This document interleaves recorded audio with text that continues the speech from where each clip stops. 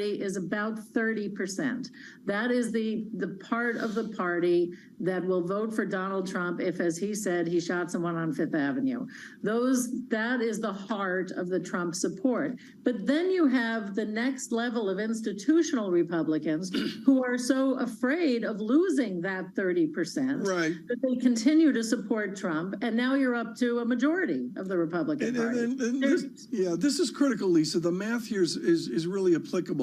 If the Republicans are 50% of the public and it's 30% of the party, as Wendy says, that's 15% of the country is supporting President Trump. Which is a reason why people think that if Trump is elected as the nominee for the Republican Party, that it will be a shoo-in for Biden to become president or not, right? And that's sort of the key question, right, is how close of a race this would be. Reuters Ipsos put out a poll yesterday where they said nearly half of Republicans say they would not vote for former President Trump if he were convicted of a felony. 52% wouldn't vote for him if he were in prison on Election Day. All of these types of numbers point to people caring, even within the Republican Party, to some degree, maybe not in the same kind of mass as in the general population. At what point does Republican leadership take notice of this and start to push in other directions? Not yet. I mean, what that poll also says is that 48% would vote for him if he were in prison. I mean, that shows the depth of the support he has against a president who, while normal in the political, sense of things, is deeply unpopular right now for all the economic reasons you guys talk about, for all of the, other things going on, for these suspicions about his son, which may or may not be true. Trump will be running against a president that people are not enthusiastic about seeing reelected. And I think that we should definitely not, as President Obama said the other day, underestimate the power of Trump. Wendy, thank you. It's wonderful to wake up early with Wendy Benjaminson. It is. I think Anne-Marie is at risk of losing her seat. AMH. This is why you don't take days off in this business. You don't. Look at me. You don't. 3 days just off. Just in case. They're like, checking me in at Social Security saying, see ya. I'm only saying this because I know Anne-Marie's watching this morning. And good morning, AMH. Thank you. She's not with us today? She's away for a week. I don't know what she's doing up early. She's off for a week. She's on vacation. So we get the privilege of catching up with Wendy over the next few days into next week. So looking forward to that. David Weston's in Aspen. I think that's work, Tom. I'm not sure that's vacation. Is that a vacation? AMH is in Vail, Is she in Vail? I don't know. Rocky Mountain, Oh. Sure, she went back to Norway, too. The fjords.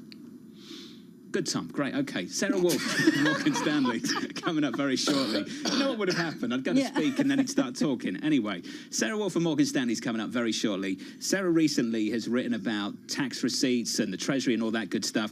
She's also written about what's happening with student loan repayments and what could happen to the US economy later this year. So hopefully we can start the conversation there. But, Tom, you're in charge of that in about 5 minutes. It's great. And with Ellen Zentner, with Ellen Zentner, this is a big deal. They're looking at a lot of the different themes that are out there wrapped around the conventional economic analysis. Let's work through the price action. Equities at the moment positive by 0.15% on the S&P. I know a lot of you reaching for the bond market first thing in the morning to see what's happening. Yields are up again for a fifth consecutive session on a 10-year Treasury yield higher by a single basis point of 4.1859. So new highs for 2023 on a 10-year yield. If you want the post-pandemic cycle high, that was back in October. So this level is the highest since November, I believe. Back in October, we went through 4.3% on a 10-year maturity. But it's how we're doing it this time that I think is intriguing. Dead on. It's off the back of Treasury supply, not just better economic data and the threat of a Federal Reserve going harder. And Lisa, you made this point, and I'm with you. Yes, yields are up at the front end today by 4 basis points, but through Thursday, they were only higher by a single basis point. This curve was steeper, and the move we've seen all this week has been at the very long end of the curve, 10s and 30s. It has not been at the front end. Which is the reason why the conversation shifts to what risk premium the U.S. needs to have embedded in it because of fiscal risk, and also whether the Fed will truly bring inflation down to 2%. The jobs report 1 hour away. In our survey, the estimate 200K. Live from New York City. Good morning.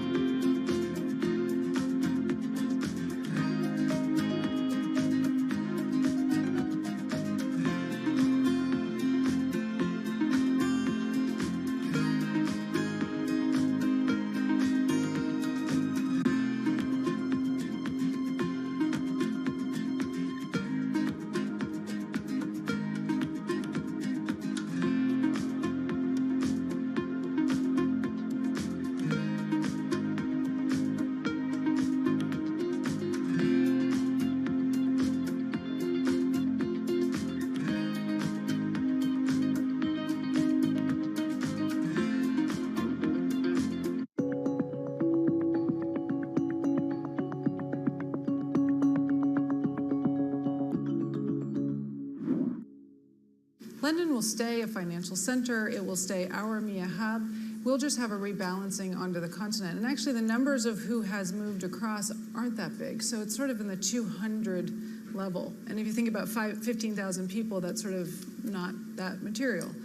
And so I do think both will basically continue to grow and continue to be very relevant. What will change, though, and the big thing that's changing, is actually the risk-taking is what's going to move. And so we've historically had risk-taking in the UK.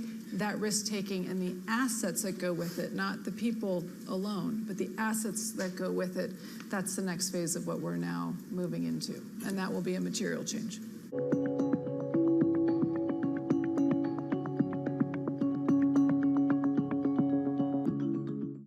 People ask me all the time, what is the key to being a really good investor? And I tell them it's to surround yourself with and work with the best investors you can find. On Bloomberg Wealth, I'm going to take you to meet the greatest investors in the world, the people that I would like to have managing my money. It's a hurricane over real estate right now. We're in the Category 5 hurricane, and it's sort of a black cloud hovering over the entire industry until we get some relief or some understanding of what the Fed's going to do.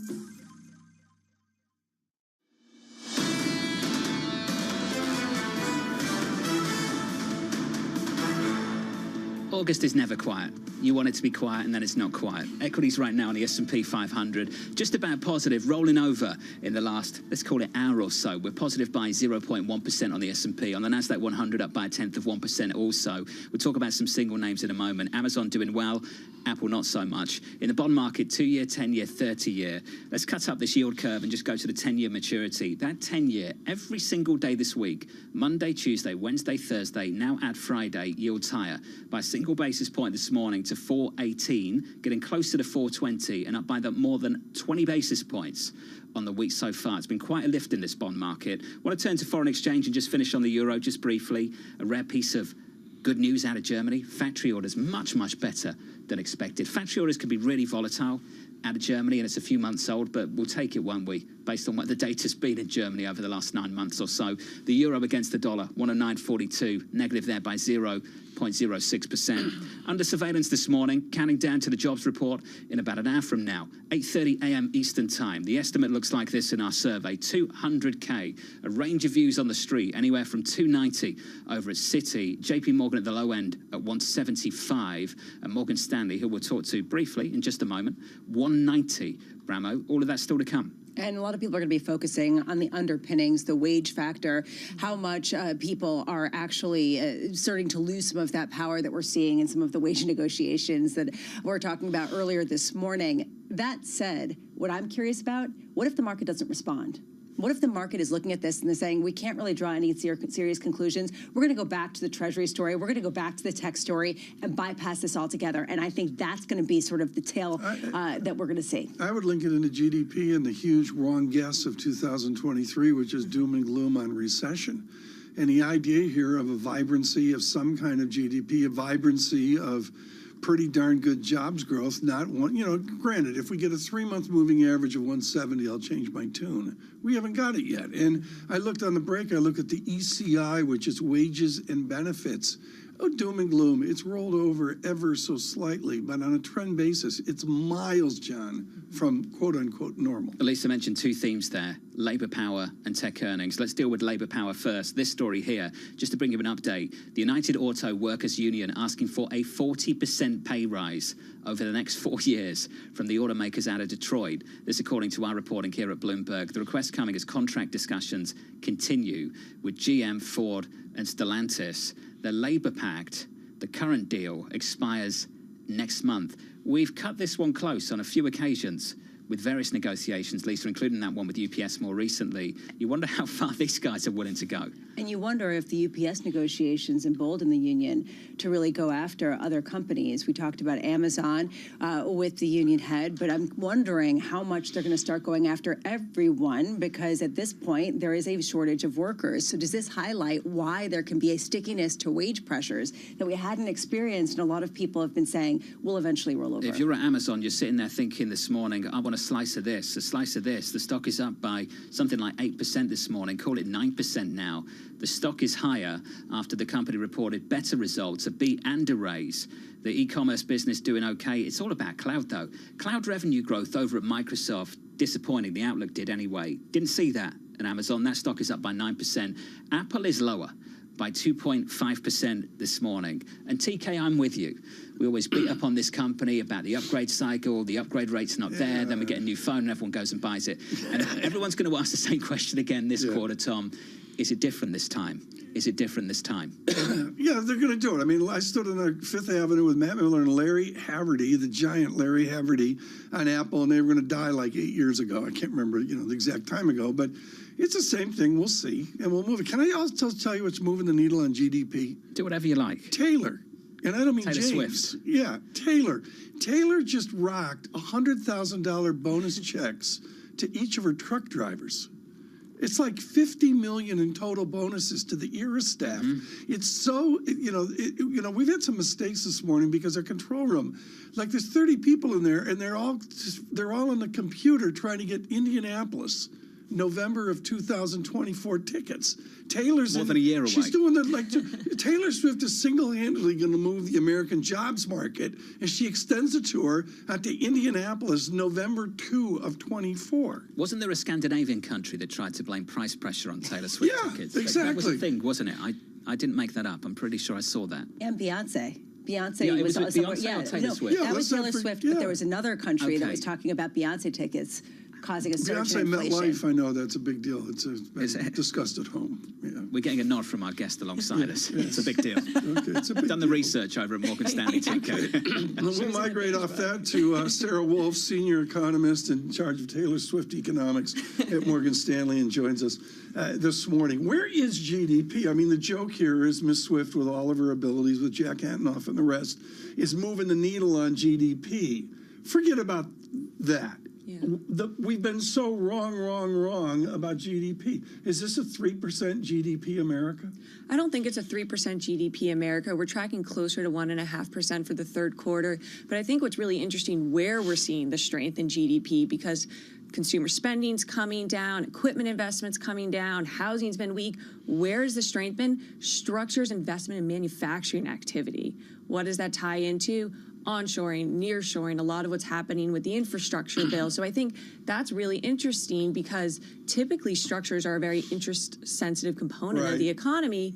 They were up 94% in the second quarter. I know Lisa wants to get to the jobs report, and she's right. Countdown, 54 minutes, 6 seconds here in the official surveillance countdown clock. I want to talk to you about the new Biden stimulus, which is this manufacturing. Does Morgan Stanley look at our manufacturing oomph as nothing more than a federal stimulus? So what's really interesting is if you track the outlays to government agencies that would be beneficiaries from the infrastructure bill, it actually doesn't look like outlays have ramped up quite yet. What does that mean? What's driving the manufacturing activity right now? Could be the subsidies that are going out, but I think it's private businesses getting ahead of it as well and taking advantage. All this means that there's probably more tailwinds ahead of us for manufacturing. It's going to contribute to growth. It's going to contribute to jobs. We took up our GDP forecast about 90 basis points just a week and a half ago to reflect the stronger investment in structures and state and local investment activity. How would we describe this then? Is this a stealth stimulus coming out of Washington, D.C., working in conflict with the Federal Reserve? What's happening?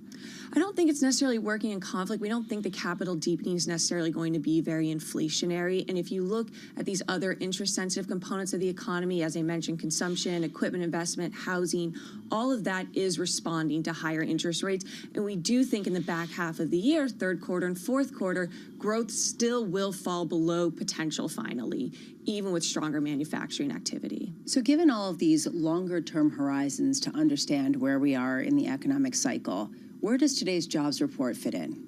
So I will say that, the jobs report seems to be getting a little bit less attention than it typically does. I think it's because we have 2 jobs reports and 2 inflation reports between July and September, so there's a bit more data.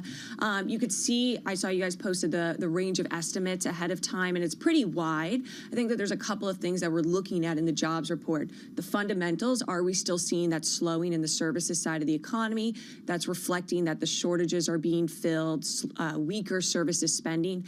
And then there's a lot of technical quirks to look for in the Friday, in today's payroll data, because there's weird seasonalities that could cause really big swings on private and public. You say that there are 2 reports before the Fed's meeting, and so a lot of people are de-emphasizing what we're going to get and say they're going to try to look through the noise and just put it into their models.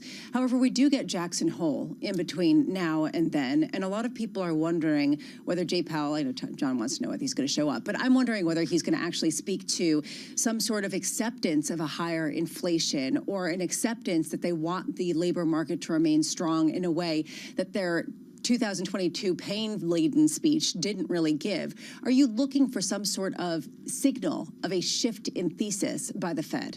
I do think that we're going to start to see at Jackson Hole and going into the September meeting a shift away from the tightening bias towards a more neutral bias.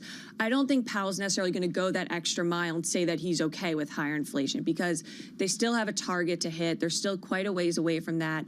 I think he will acknowledge that they've made more progress. He already said in July the risks are much more balanced of doing too much versus doing too little. So that's already a bit of a shift away from the tightening bias. But I don't think he's outright going to say anything about changing their target to 3%, for example. Based on where we are now, I think he should skip it. Why? I just think he should skip it. He's got nothing to say. He still needs another CPI report after the next one we get next week. Still needs another payrolls report after the one we get this morning. I know we all want it. We want to hear from the chairman of the Fed. But if I was him, I'd consider skipping it. So does he cut it down to 4 minutes? And say what? I don't know. He had something to say last time around. Kept it really concise. Had a message to deliver. I don't think he's got one right now. Did that sound like a man who wants to deliver a speech? Didn't look like he wanted to be in the news conference last week. John, maybe he'll have something to say. Like what? Yeah, but maybe he'll say, we're going to accept 3% inflation. Right. That's it. Okay, well, that would be pretty big. That would be massive. Here's the way it works. He cuts it down to 4 minutes. Then we all greet in the Pioneer Grill, have chip beef on toast, and Zentner shows up and starts fly fishing in Jackson Lake. That's simple. That sounds like a nice get-together. It's like, well, that's what Jay wants. Trust me, that's what Chairman Powell wants. I understand we're going based on recent scheduling, but I'm just saying from his perspective, I don't see that he's got anything to say right now. Didn't hear much in the news conference last week. Did you hear much in the news conference last week? That doesn't. Sarah, does that sound like a man who wants to go over to Wyoming and deliver a speech anytime soon? Well, I think the trends matter. So we're only getting 1 inflation, 1 jobs report before August, but the trends are moving in the right direction. So I think there's something to say on the progress, and I think there's something to say on the fact that the staff's no longer forecasting a recession. He feels more confident that we're moving in the right direction. Your forecast is a sub 2% GDP right now, forward. 1.3% for the year. That's terrible. That's like on edge of, a lot of people would say that's a national recession for a lot of people as well. How do you have an Atlanta GDP now number that's just so great? Well, they're doing a bit more of a nowcasting method, so we could get into accounting versus nowcasting. But if you're actually pulling in the data as it's coming in, you're sub 2%. We're sub 2%. Yes. Sarah, thank you. This was great. It's good to see you. Sarah Wolf of Morgan Stanley. Didn't get to Sarah on a ton of things I wanted to talk about. Yeah, well, she could come on for an hour. Student loan repayments later this year. We can do that again another time. Yeah. If you're the chairman of the Federal Reserve, I'm with you. If he goes up there in late August to Jackson Hole, Wyoming, and says something emphatic about all this progress we've made and how he thinks as his base case we can get a soft landing, and he really doubles down on that view, that's huge. But as a policymaker, rule number 1, do no harm. And if you know there's a debate right now, also on the committee, that inflation may reaccelerate later this year, do you really want to go out there with conviction at the end of August and make some call about being done? I wouldn't do that. Does somebody have to ask him? You said last year that you needed to get inflation down quickly in order not to have expectations become entrenched. Is getting to 2025 quickly before we get down to 2% inflation? Just saying, theoretically. I got questions too. And Chairman Powell, if you want to sit down with someone that would be good. In the financial media, that would be great. But I know you love 60 Minutes and non-interviews, so it's not going to happen anytime soon.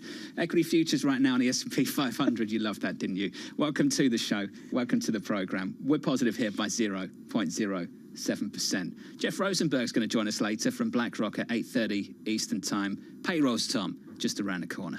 payrolls are on the corner, but far more is this bond dynamic. And again, I'm going to go to looking at 10, 15 spreads as I did this morning under the USYC code, John. And the key one to talk to Mr. Rosenberg about is just bill versus note. 3-month T-bill dynamic versus the belief in the 10-year.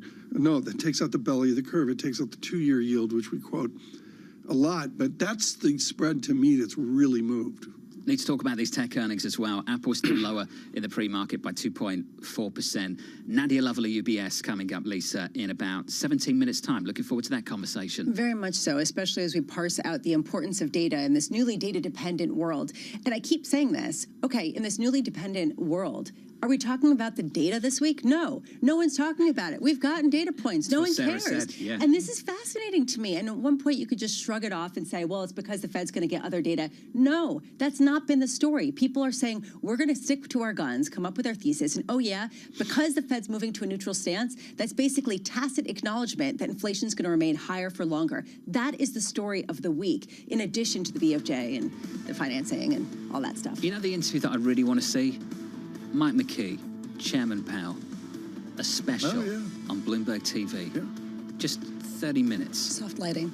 We could make it Soft 60 lighting, minutes. yeah, whatever. You know, you can be in charge of the lighting. But I want to see that, and we've been starved of real interviews with the Fed chairman.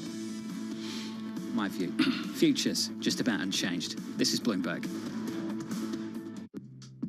Steve's ability on the course may not be etched into any record books, but following him around, it's clear that it's not for lack of trying. Jeez. We were constantly hustling behind him as he caught up with executives in the portfolio companies and reminisced with former and current players. He's a day trader. He called himself self-made day trader. Yeah. And so he's on the bus after a game in New England, and he's day trading on the bus, and Bill Belichick sees him and cuts him on the spot. You know, in many ways, it's a convention, right, of the people that I don't see maybe once a year. And so it's kind of all come together. My firm, our charity, our fundraising efforts, and then the friends that are around. My dad and my brother, it all happens right there as a confluence of all these parts of my life that have found its common center.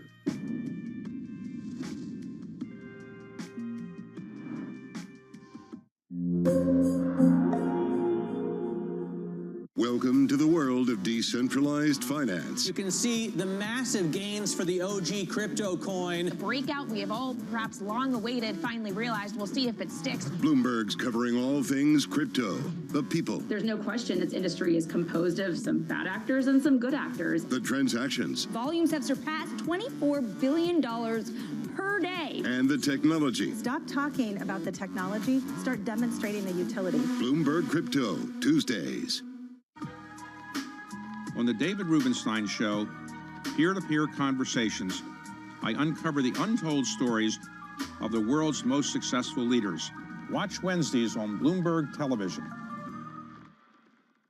Why do the biggest names in business choose Bloomberg? That is a great question. It's a great question. Great question. Great question. That's a question I get all night. Bloomberg, top experts, great questions.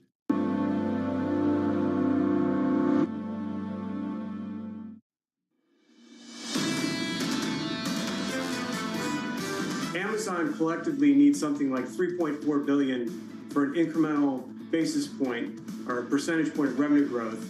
They're going to need advertising. They're going to need video. They're going to need healthcare. They're going to need something else to come in to take the baton from AWS over the long term. Amazon in the pre-market up by 8.6%. That stock doing nicely on the S&P 500.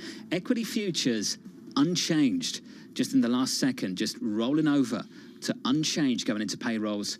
43 minutes away in about 20 seconds, TK. Yields unchanged on a 10-year also, 4.1818. Just a little lift for a fifth consecutive session. Yeah, churn of the market and all that. This was a really good conversation with Sarah Wolf from Morgan Stanley. This is a really, really smart conversation. And the word that's out there sort of in the summer is ambiguity, which we can look at different ways. But the ambiguous nature of this jobs report, it can't be understated. I mean, it's a big deal. We're still talking about 200K. Yeah. 200K. which is a pretty solid number. To review that, well, to review this is important. The pros pre-crisis, even pre-07, would say 150, sub 150 was a pretty moldy number. And I actually saw run rates under 100,000 at one point. We're nowhere near that at 200,000. I take the 3-month moving average of non-farm payrolls. This is a statistic I look at. Things have slowed down. They wanted to make some progress on job openings. Lisa, job openings lower since 21, something like that, 2021. They've come in, quits rates come down, so that would imply we've taken some heat out of this labour market. But 3.6%, ask an economist, we ask them all the time, is that consistent with getting inflation down to 2? And the answer you get is no, it's not.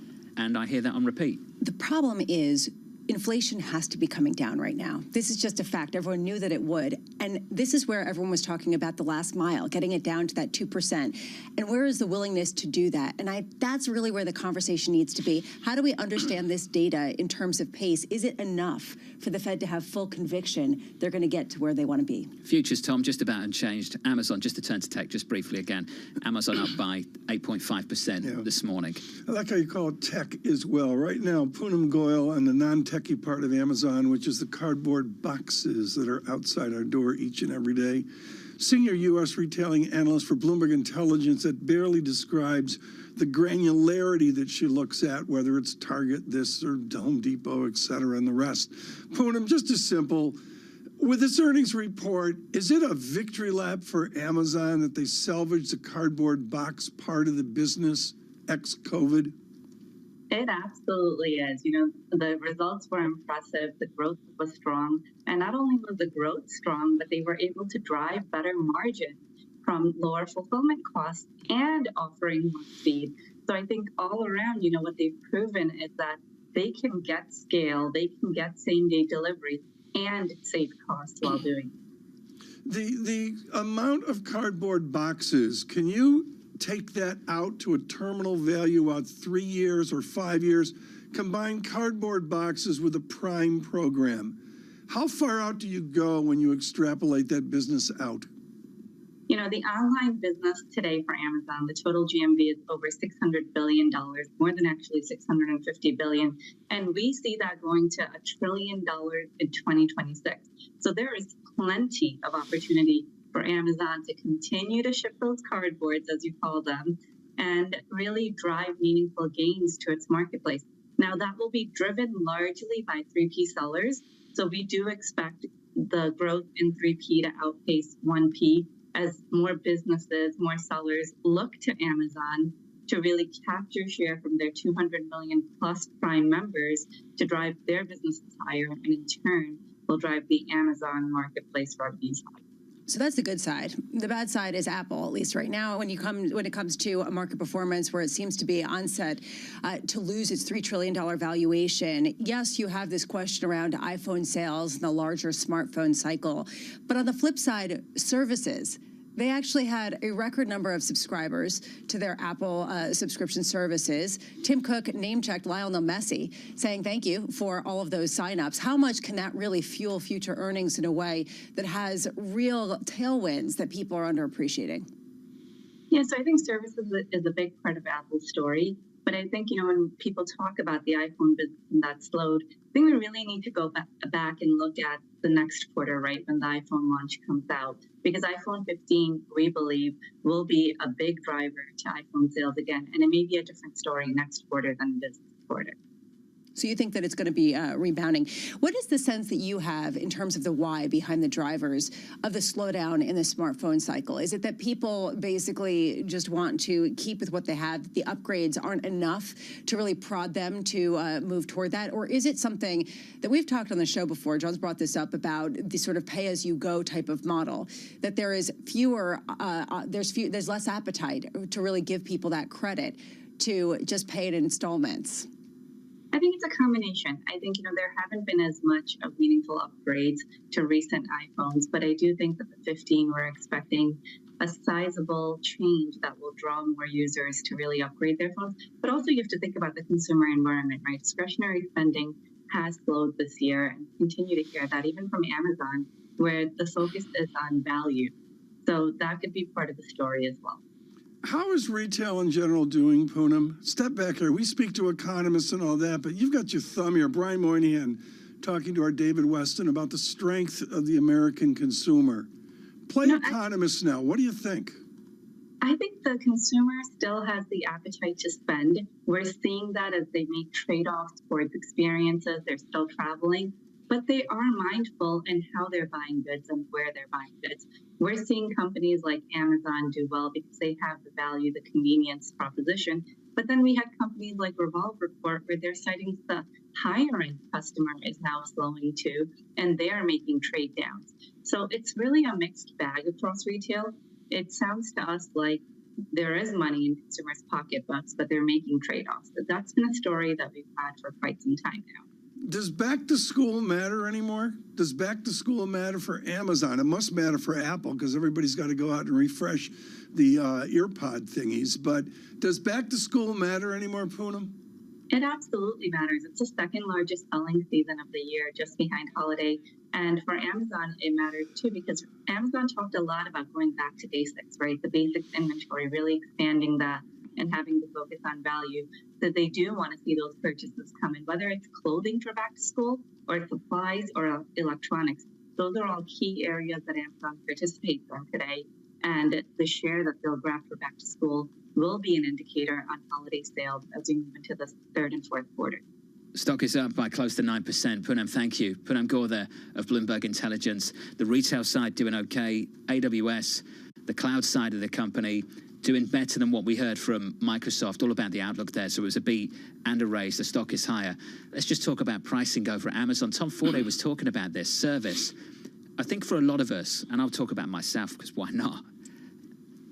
For me, it's about convenience. It's not about price with Amazon anymore, Lisa, my experience. And Tom Forday was talking about the same thing, that service isn't great. Price elsewhere, you can find better prices. I think you just have that app on your phone. You know they've got this great logistics setup across the country. You know you can get it literally tomorrow. I talked about buying a book. I watched Gladiator, and then I'm buying Marcus Aurelius's whatever. The book comes the following morning. Exactly. Meditations, isn't it called Meditations? Something like that, yeah. Came the following morning, Bramo. Are you reading in English or are you reading in Greek? Arrived on Sunday, bang, no translation. So, thank you. Well, but this is the question, and Tom Forday brought this up. There are competitors that have seen what Amazon does, and they've built up their own networks. And I'm thinking of Walmart. And at what point does that become competitive with Amazon in a new way because of a lack of customer service, because of the lack of efficiency and the lack of convenience of the return policy? I'm going to go to the short-termism of the market, and particularly of financial television and radio. And the answer is pros like Anurag Rana, Mandeep Singh, and others. What they do is they look at the addressable market, the potential market of whatever you're talking about. In case after case after case, the addressable markets seem to be much larger than the cautious crew, the fear crew of 18 months out. If you look at 3 years or 5 years, where's the cloud? 3 years or 5 years out, where's Apple services? 3 years or 5 years out, how many cardboard boxes are going to be in the doorway in front of the walk-up John at home? I'm sorry, we're at COVID level. The cardboard boxes I see now how many boxes you see? are at COVID level. You know, but where are they from? That's the question. Are they all Amazon? No, that's a really good question. That's the point. That's the conversation around it, Tom. No, I know. Highly anecdotal and personal, this conversation. Isn't it? It's like, you know, no, got the analyst to talk about the actual stocks. I don't see a lot of Walmart. It's just like, let me tell you about what I'm feeling right now about Amazon. But I don't see a lot of Walmart boxes. Now that you mention it. Haven't upgraded it for years. No intention of doing so.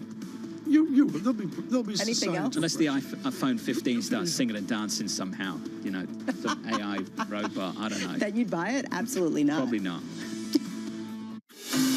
From the world of politics, we're not going to be relying upon countries whose values we don't share. To the world of business. It's all about corporate power at the end. Balance of Power, live from Bloomberg's Washington headquarters. We couldn't be more excited what's in store for you. How long will it take? How many years? Why don't we take this one day at a time? Good luck.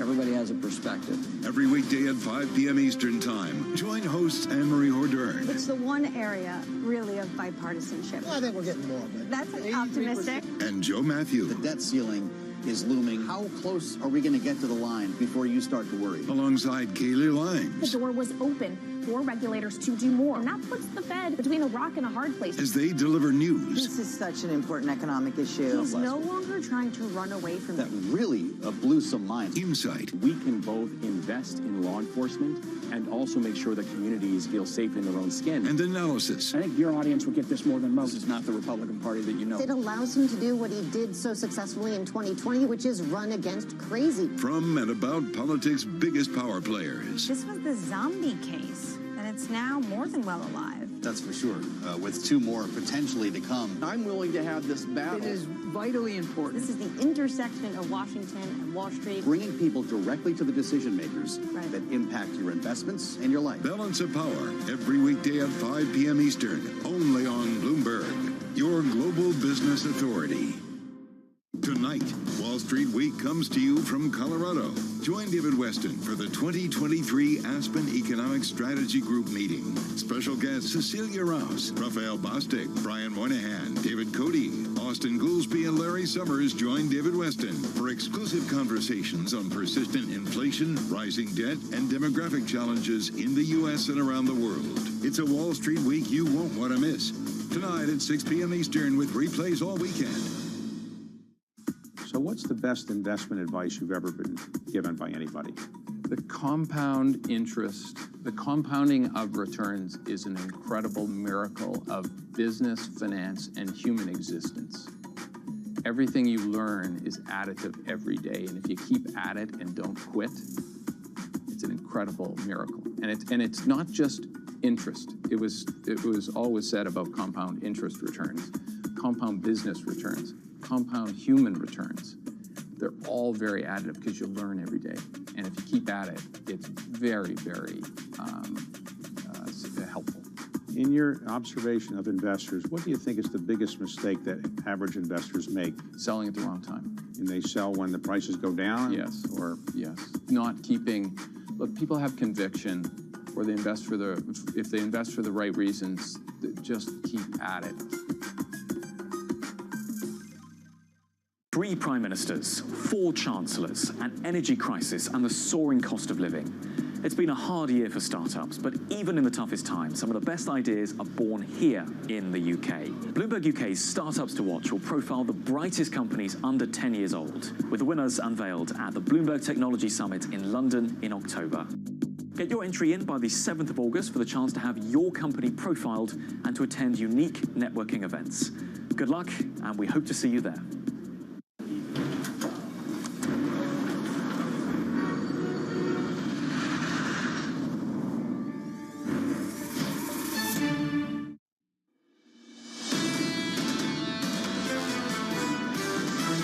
I think the Fed was fighting yesterday's war on inflation. Inflation is softening. Now the market is thinking, okay, maybe we cannot completely discount the risk of another Fed interest rate hike. Financial conditions are indeed tightening. The Fed overall has been remarkably good at taming inflation. So from our point of view, this is a correction as opposed to an end of the run. This is Bloomberg Surveillance with Tom Keene, Jonathan Farrow, and Lisa Abramowitz.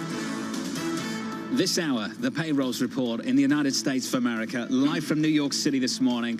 Good morning, good morning. For our audience worldwide, this is Bloomberg Surveillance on TV and radio alongside Tom Keene, TK back in a seat, together with Lisa Abramowitz. I'm Jonathan Farrow. Your equity market on the S&P just about positive on the S&P 500. 30 minutes away from that jobs report. TK, the estimate, 200,000. I had to come in for jobs. I got the plague a little bit, getting over it. You know, thanks for the messages, folks. Things are, you know. Thanks for sharing it too. Good, you know, appreciate that. You know, it's I got the IV going here. I got the Tang IV going here.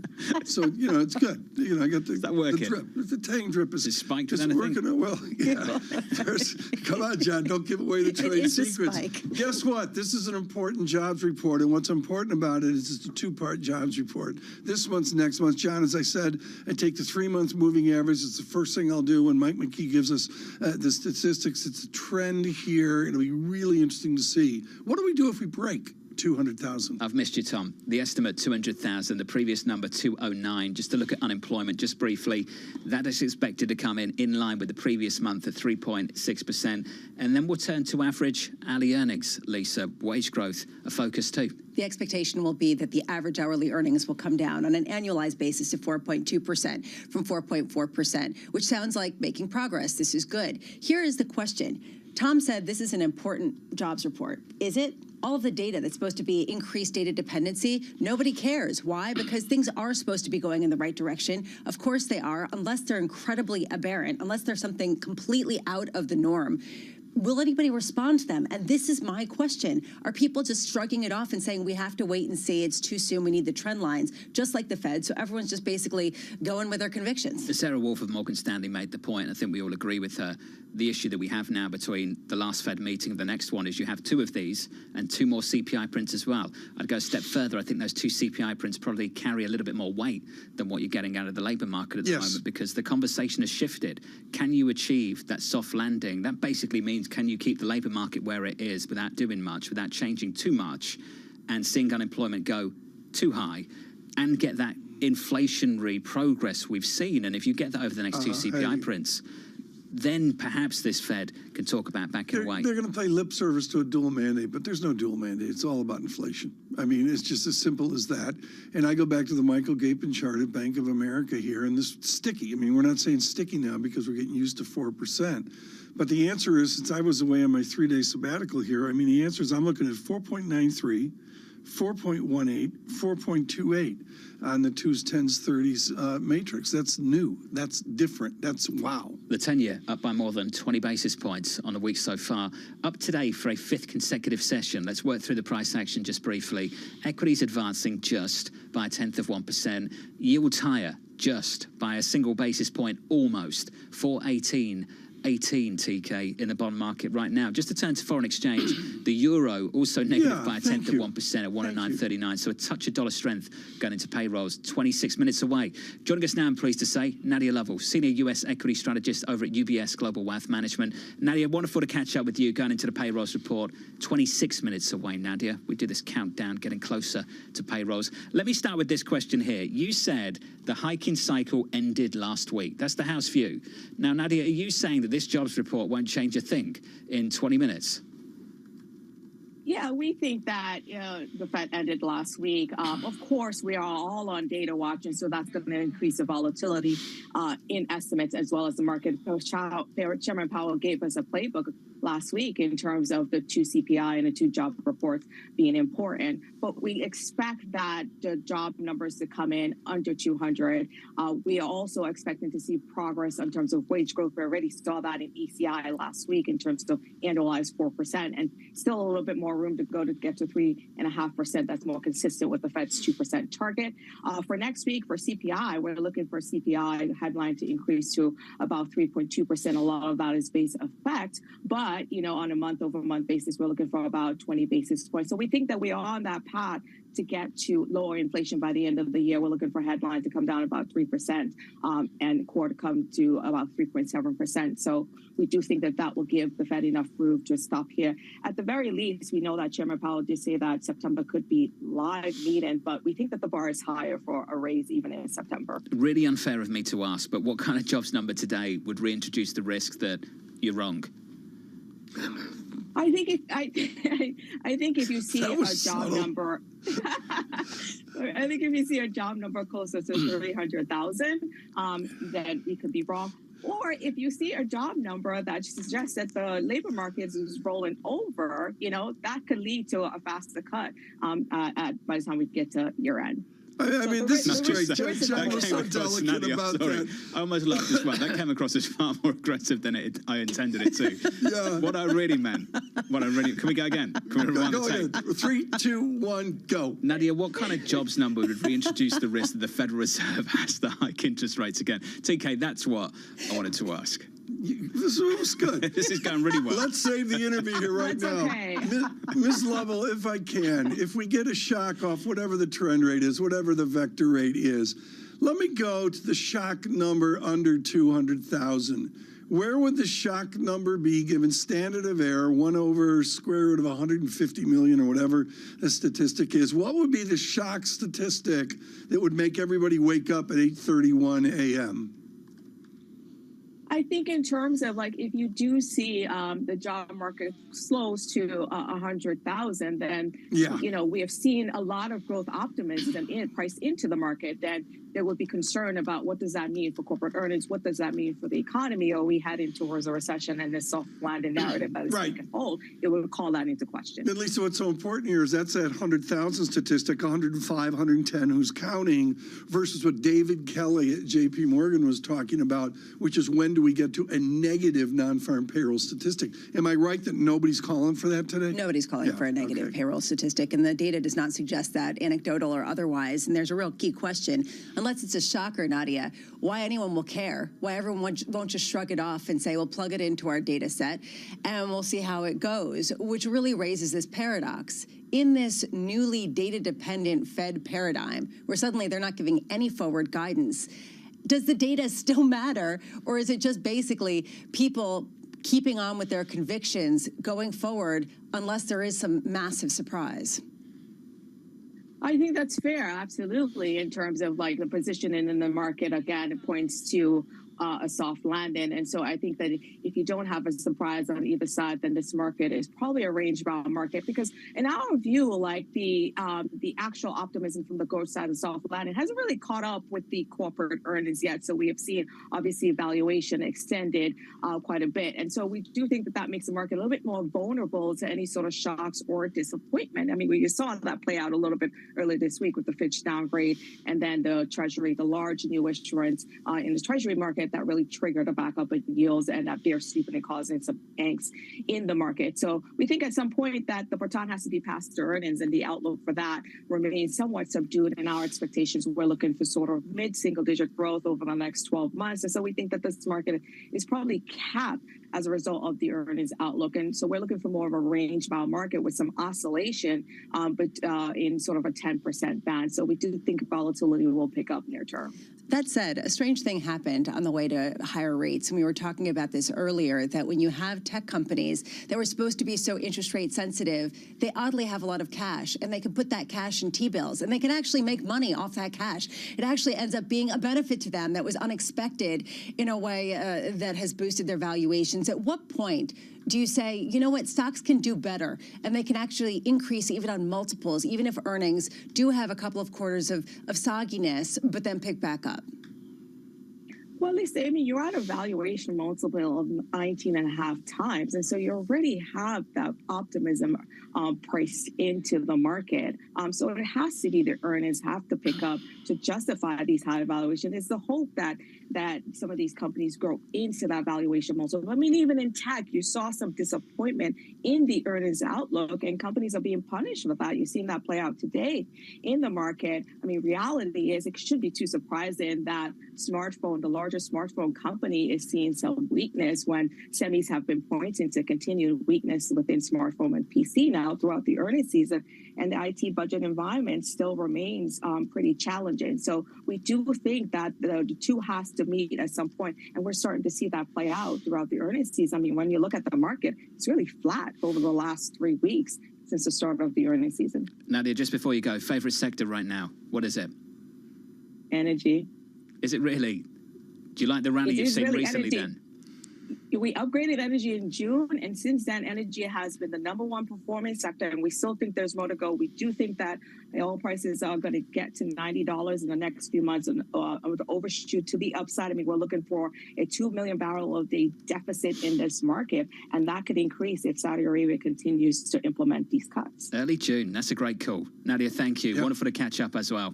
Nadia Lovell there of UBS Global Wealth Management. That's when we start to see that broadening out of this rally, Tom, in this equity market. Number one thing I'm watching in energy is demand side. And Jeff Curry had a note on this a number of weeks ago, others as well. JP Morgan has a foundational view. There'll be EM demand that will support oil. Yeah, it's been rough the last year. Ed Morris at Citigroup looks like a genius. But the bottom line is everybody's focused on supply.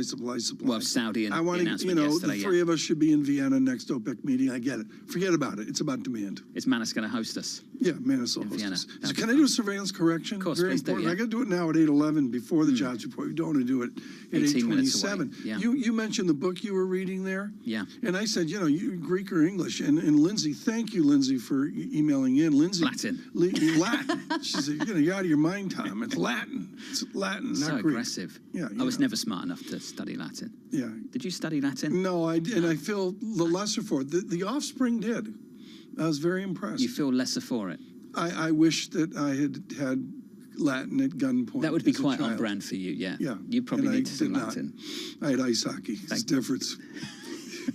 True. At football. If you're just tuning in, welcome to the program. The S&P 500 positive here by 0.1%. The jobs report, 18 minutes away, a little bit less than that now, looking for a number of 200K. That's the median estimate in our survey, 200,000, basically in line with the previous number of 209. Always looking out for revisions. The unemployment rate expected to come in at 3.6%, the previous number, 3.6%. Then you turn to wage growth, month over month, looking for 0.3, year over year, looking for 4.2. Just a touch softer than what we got, Lisa, last month out. You know what I kind of make the analogy here with this jobs report for people in the market?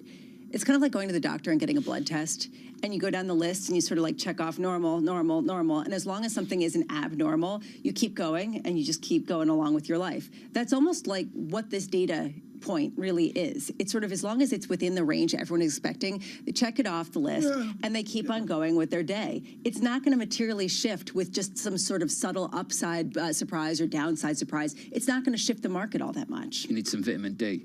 Exactly, like just, or you know. vitamin. Vitamin. I mean, it's very, it's okay. You can. No, I'm it's on board. Okay. Vitamin. Really? Totally. What about Why not? aluminum? Do you know the whisper number published in the Bloomberg? John, I didn't know. The whisper number is 223,000. Mike McKee taught me how to look this up. Isn't that basically in line with the median estimate in the survey? Well, the survey's 200, and the whisper's 223. I did not know that. To me, that's just a touch higher. That's a touch. 23,000? Yeah, I mean, 10%? It's kind of. Is that going to really move the needle? Oh, the Fed's going to go 50. No. Jeff Rosenberg of BlackRock coming up shortly after the number. 8:30 Eastern time. It is 16 minutes away.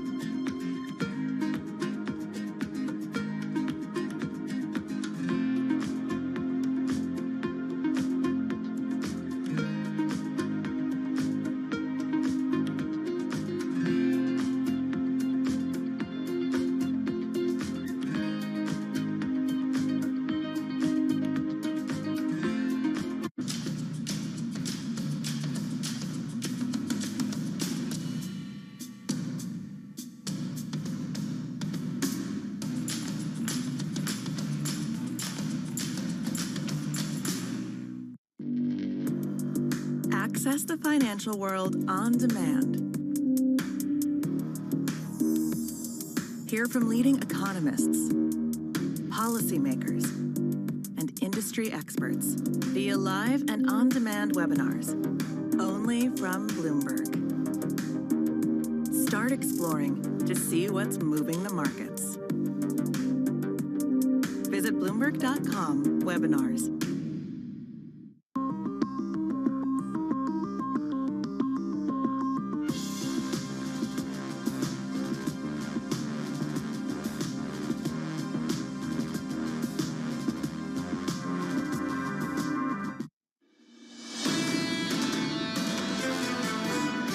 Given that private payroll slowed to an expansion, low of 149,000 last month, and jobless claims have stayed very low, the possibility of a stronger report is there.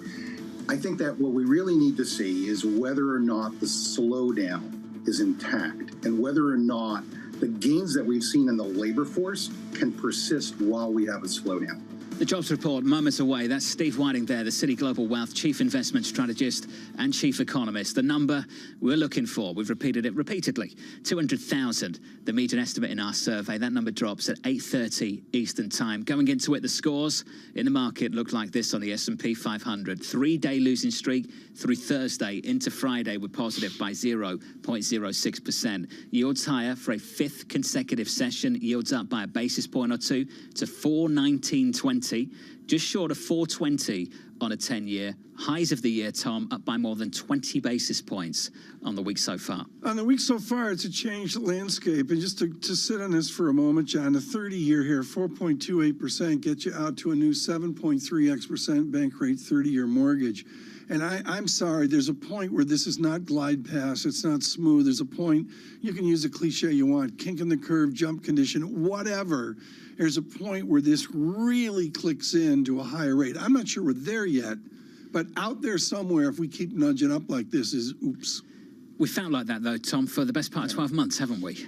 We've been rationalizing out. Yeah, we keep pushing it out. Sure. And I just wonder when that'll be. On this Jobs Day, 12 minutes to go here, we dive in as we usually do. Jeffrey Rosenberg scheduled to join us here in a bit. Right now, former governor of the Federal Reserve System, truly our arch financial economist, Randy Krosner, joins us from the Booth School in Chicago. Randy, I want to go to the algebraic equation of the GDP that underpins our labor economy. And there's a lot of focus right now on the I, the investment across America. Is investment across America creating jobs right now? And is that investment nothing more than government stimulus?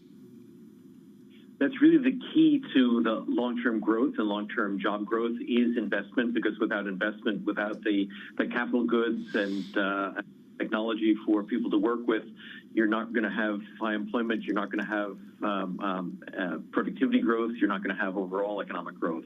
So that's crucial. Obviously, as the hurdle rates get higher and higher, as the Fed raises rates, and also as inflation comes down, and so the real rate, that is the inflation, goes up, that may put a little bit of a crimp in investment going forward. I want you to look at almost a societal view with the leadership of the late Gary Becker Friedman at the University of Chicago. What is the 3-month moving average non-farm payroll statistic where you can say there's a societal angst? Is it 170? Is it under 100,000? What's the statistic that begins to signify labor pain? Yeah, I think it's not just that piece. It's a combination of things. It's labor force participation, and we've seen for prime workers that move up, but for older workers and younger workers, still not quite where it was before. And it's not just about the job, but how much you're making when you have that job. Are you able to afford to put food on the table for your family? You could be working really hard, but if your real wage is going down, that is your inflation-adjusted wage is going down, it doesn't matter whether there are more jobs if they're not paying enough. So you really have to make sure that you get the balance right. You've got jobs that are generating real wage growth, and that there are enough jobs that people can, that households can afford to put their families, deal with their families well. So we were talking earlier, Randy, and Tom brought this up about the dual mandate of the Federal Reserve. And it seemed like for a while there, certainly during Jackson Hole last year, there was one mandate, and it was getting inflation lower. Now we're looking at truly what could be a dual mandate, where suddenly they're saying, we have the possibility of a soft landing and we don't want to kill it. How important is that to them to preserve this kind of strength that we continue to see as long as inflation keeps coming down, even if not to 2%? So I think you're exactly right. I mean, they have gotten this gift. I don't think anyone a year ago at the Fed or really anyone else thought that, we've got this perfect way of doing things. We can have this immaculate disinflation with the inflation rate coming down significantly without the unemployment rate going up. That's not what our traditional models would say. We seem to be moving in that direction. I still don't think we're, I'd say, 100% sure of that, but there's more evidence of that. And the Fed would like to preserve that for sure. As I said before, the ideal is to have continued job growth at a sustainable level with good real wage growth. And we're starting to see real wage growth. Inflation rate has come down very significantly. Wage growth is still is now above that. That is going to have to probably come down a little bit to make sure that we don't have inflation persist. But we're getting into a better situation than we were before. Given the fact that there is this emphasis on trying to get the sort of the hope of the soft landing, how much are you looking for some sort of tacit admission by the Fed that it is not important to get inflation down to 2% in the near term over the next few years? Oh, they're not going to suggest that in any way, because I think their view is that in the both in the intermediate and longer run, that if you have high inflation, you're not going to have people have good, strong wage growth. You're not going to have a strong economy, and that's ultimately what they want. And so I think they're going to continue to say our key mission, our priority right now is to make sure that we get towards our target. Then the question will be, once they get close enough, what they said they will sort of maybe start to pivot once they see that inflation is on a sustainable path to its 2% goal, sustained and sustainable. That's not a well-defined concept. We'll see how that plays out over the next year. Randy, stay close. The jobs report is 7 minutes away. I just want to bring in Mike McKee. This is what we'll do. We'll break the jobs report in about 6 or 7 minutes' time.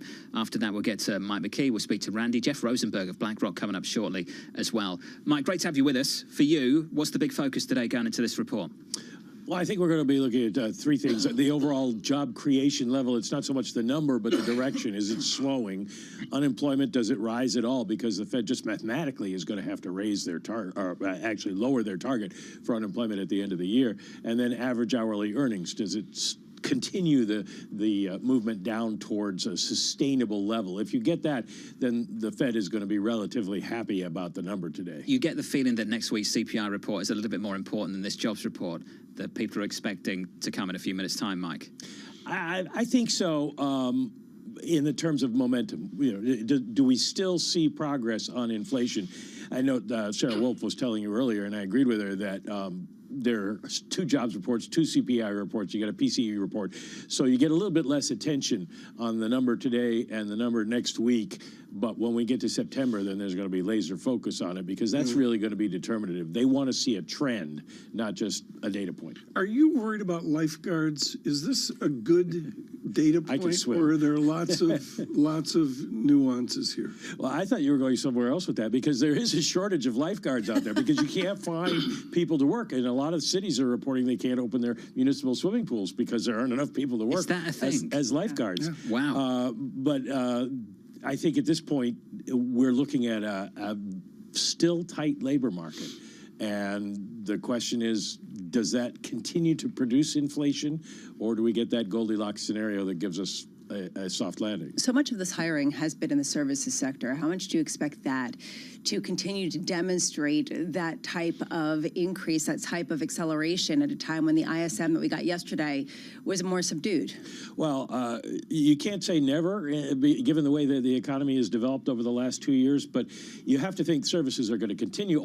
Everything is telling us, even the ISM number yesterday is telling us that services are still hiring and still looking for people, whereas manufacturing, there are a lot of mixed messages out there about whether we're going to see a decline in manufacturing jobs, because we've seen a lot of slowing in manufacturing, but then we see all this construction work going on. It's really hard to tell, but the odds are we're going to see a gain in services today and maybe a decline in manufacturing. Just quickly, any Fed speak after this we need to pay attention to? Surprisingly, you should ask. Yes, David Weston is going to be talking with Austin Goolsbee today, the Chicago Fed president, in the 10 o'clock hour, and then we'll be talking with Raphael Bostic later today. So you want Fed reaction? We got it for you. That's why I did it, Mike, just to tee you up. Thank you. The jobs report coming up next, with equity futures on the S&P 500 just about positive. The number we're looking for, if you're just tuning in, just for you, for everyone else, I'm sorry I'm doing this again, 200,000 is your median estimate in our survey. That number on repeat this morning, 200K. That's the number we're looking for. The jobs report is up next.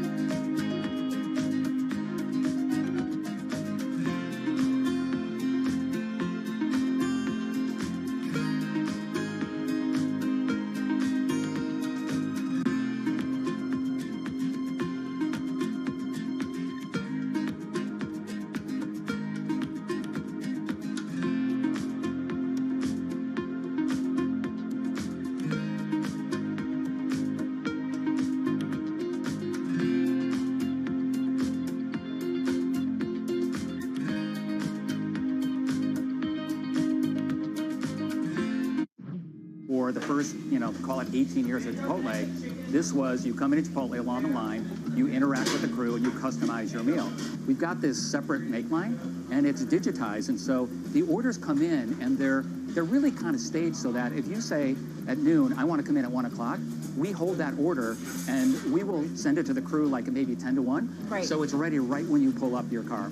How do you manage these kind of two different staffing needs, right? Yes. And making sure you have the right amount of people at the right time. We spend a lot of time projecting sales. A lot of it is, it's part art, part science. We're trying to bring more science and more AI into it. Because if you get the right sales projection, then you know exactly what your staffing needs to be. So if you get the sales right, you can get the entire restaurant staffed perfectly. With just a couple people, our average restaurant now does about over $1 million per restaurant in digital sales. The names that move markets are on Bloomberg. China has seen slower growth than they expected. Many countries do depend on strong Chinese growth to promote growth in their own economies. For the United States, growth is slowed, but our labor market continues to be quite strong. I don't expect a recession. I think we're in a good path. Nobody covers business like Bloomberg, your global business authority.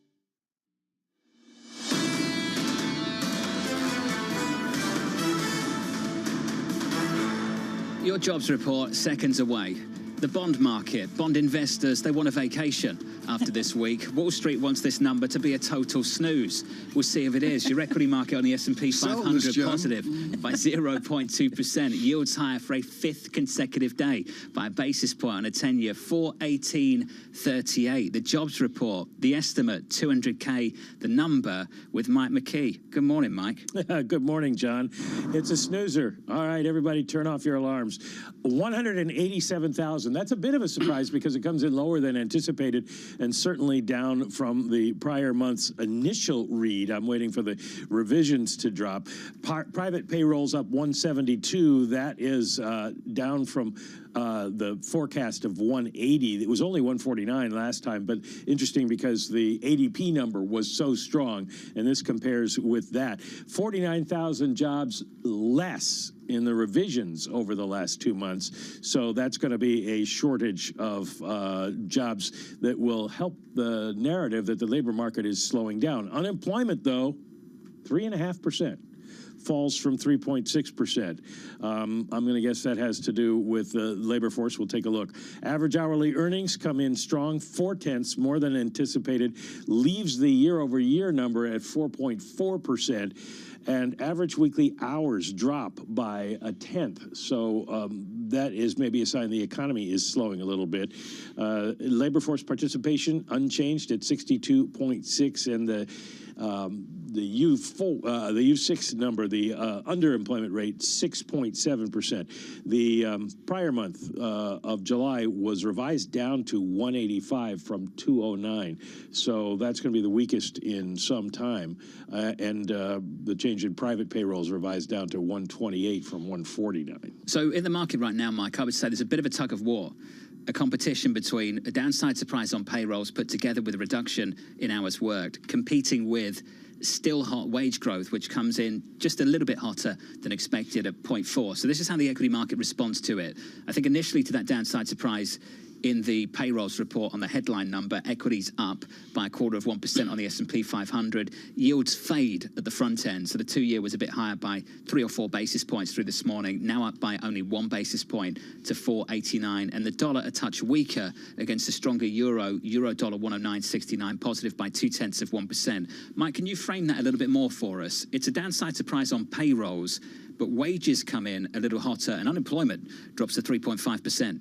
Yeah, this is why the Fed is going to hold off and not look at one data point, because we've seen some numbers that suggest that maybe the labor market is getting a little bit looser, but then you look at the unemployment rate and you're looking at a problem for the Fed, because if that's what's driving up wages or keeping them higher, then they're not going to make the progress they want to make. They're looking at this as the labor market loosens, it's easier to find workers, and then we don't have to pay them as much. But it doesn't look like much has changed over the last month. I look here, Mike, and it gets me back to Q4 of 2019. If I take out the gyrations of 2020, all the COVID emotion that was there, all of a sudden with the revision, 209 I believe is a revision, and then a sub 200 number, we're getting a feel like pre-COVID. Do you look at this as the first pre-COVID jobs report equivalency?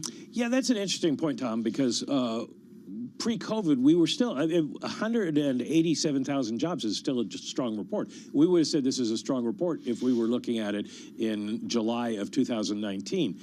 Because of the pandemic distortions, everything got blown up. So now we think, oh, this is the weakest since the pandemic, the weakest first print, but it's still reasonably strong. So well said, Mike McKee. Your equity market faced just a little bit.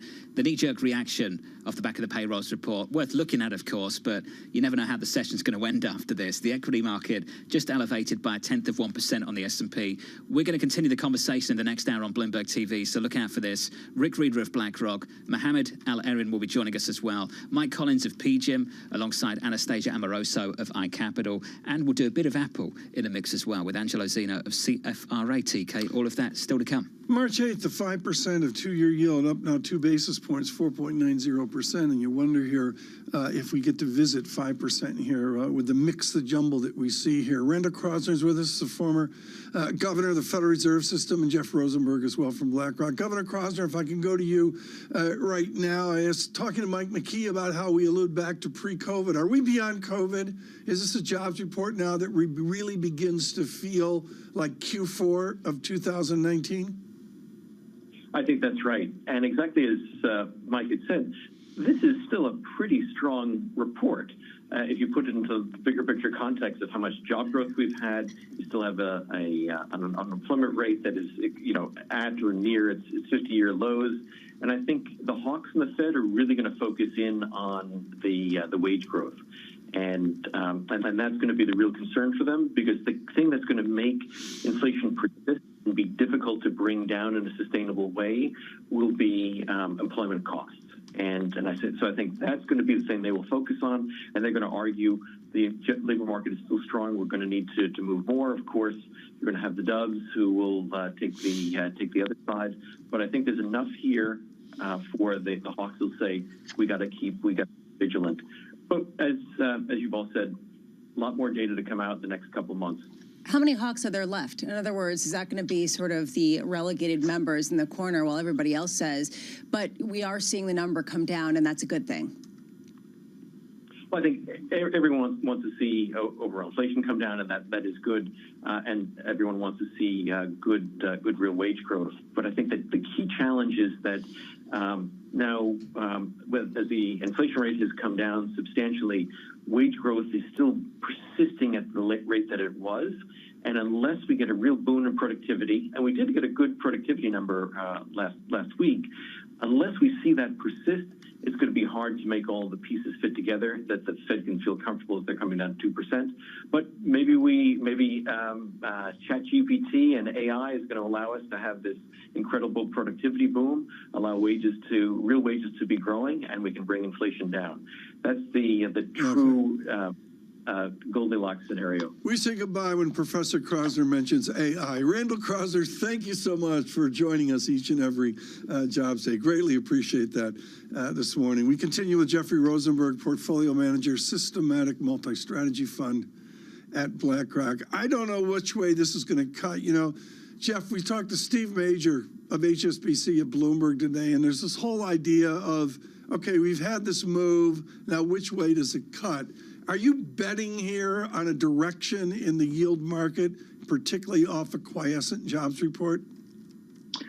Yeah, Tom, I think when you look at this report, there are some mixed comments, as Jonathan was just talking about, between the wages, but the headline is really a story of gradual labor market normalization. And gradual labor market normalization basically continues the market expectation that the hike of the last meeting was the last hike, and that's the big change in the yield market outlook, is that seeing the effects of normalization in the labor market. Yes, wages will follow, maybe not. That remains the uncertainty. But you look at the ECI report, you look at some of the other broader reports, what do they show you? They show a gradual slowing in wage inflation. And so that feeds into this narrative that the Fed can be done, they can wait. And so for the yield outlook, it's really about the shape of the curve. What we saw this week, the steepening, and I think that remains to be the message that's our main focus in terms of our position. In your broad mandate, which spread gives you the most information right now? Which comparison of two yields gives you the most information? You can look at lots of different measures. We tend to like the five-year forward. It's a nice measure. It captures both the level and the shape of the curve, and it's moving. And we've seen a significant move this week, and for good reason. The back end of the curve is definitely a bit more challenged when you look at historic levels of five-year forward. If you look at, I think you're showing here we look at the 2s10 spread.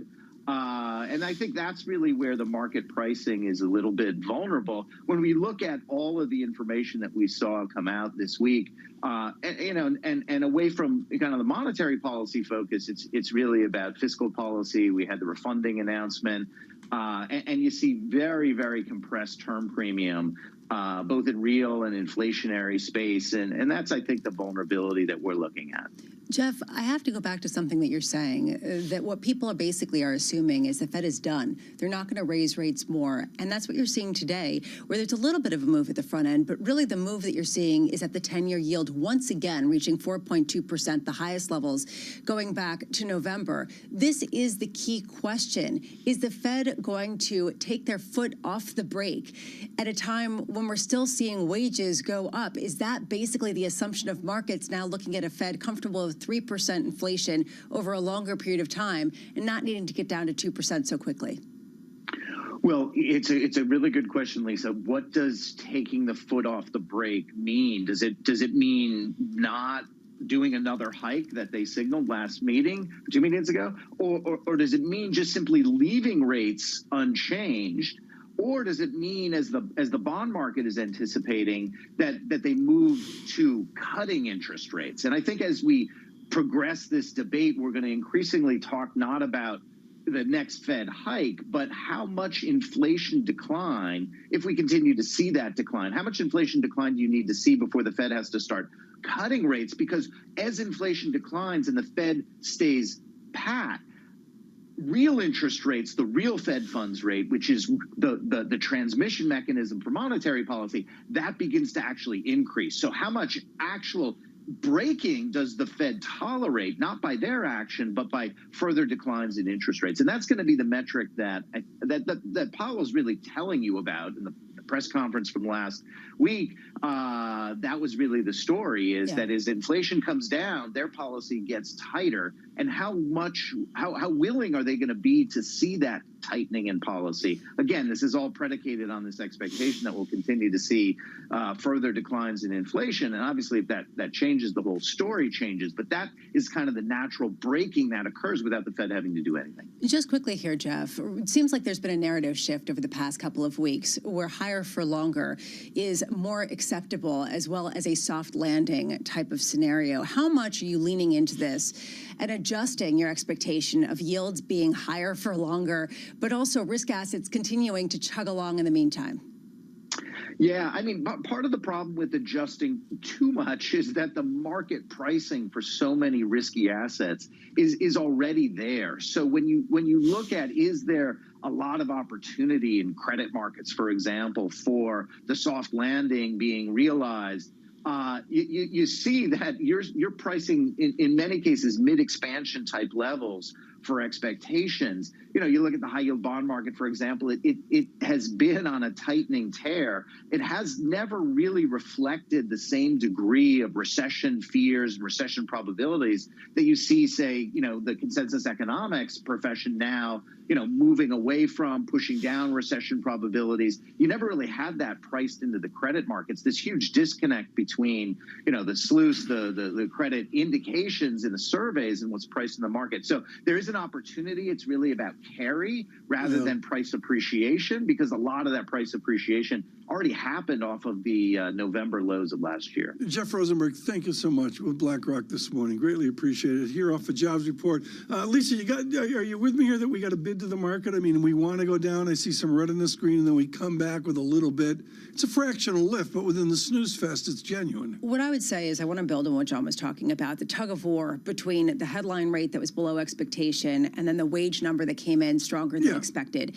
And what I feel right now in markets is the wages is actually winning out. It is dragging down an index that initially popped, and it is pushing up yields, particularly in the 10-year space. And to me, this is the theme. You have still that inflationary pressure, even if on a headline number, you're seeing that normalization. And we haven't talked enough about this. I'm going to look at the real yield here at 1.80%, 1.81%, which is a long way a higher statistic there than what we saw 2-3 weeks ago as well. Diving into the data, I'm looking over here, folks.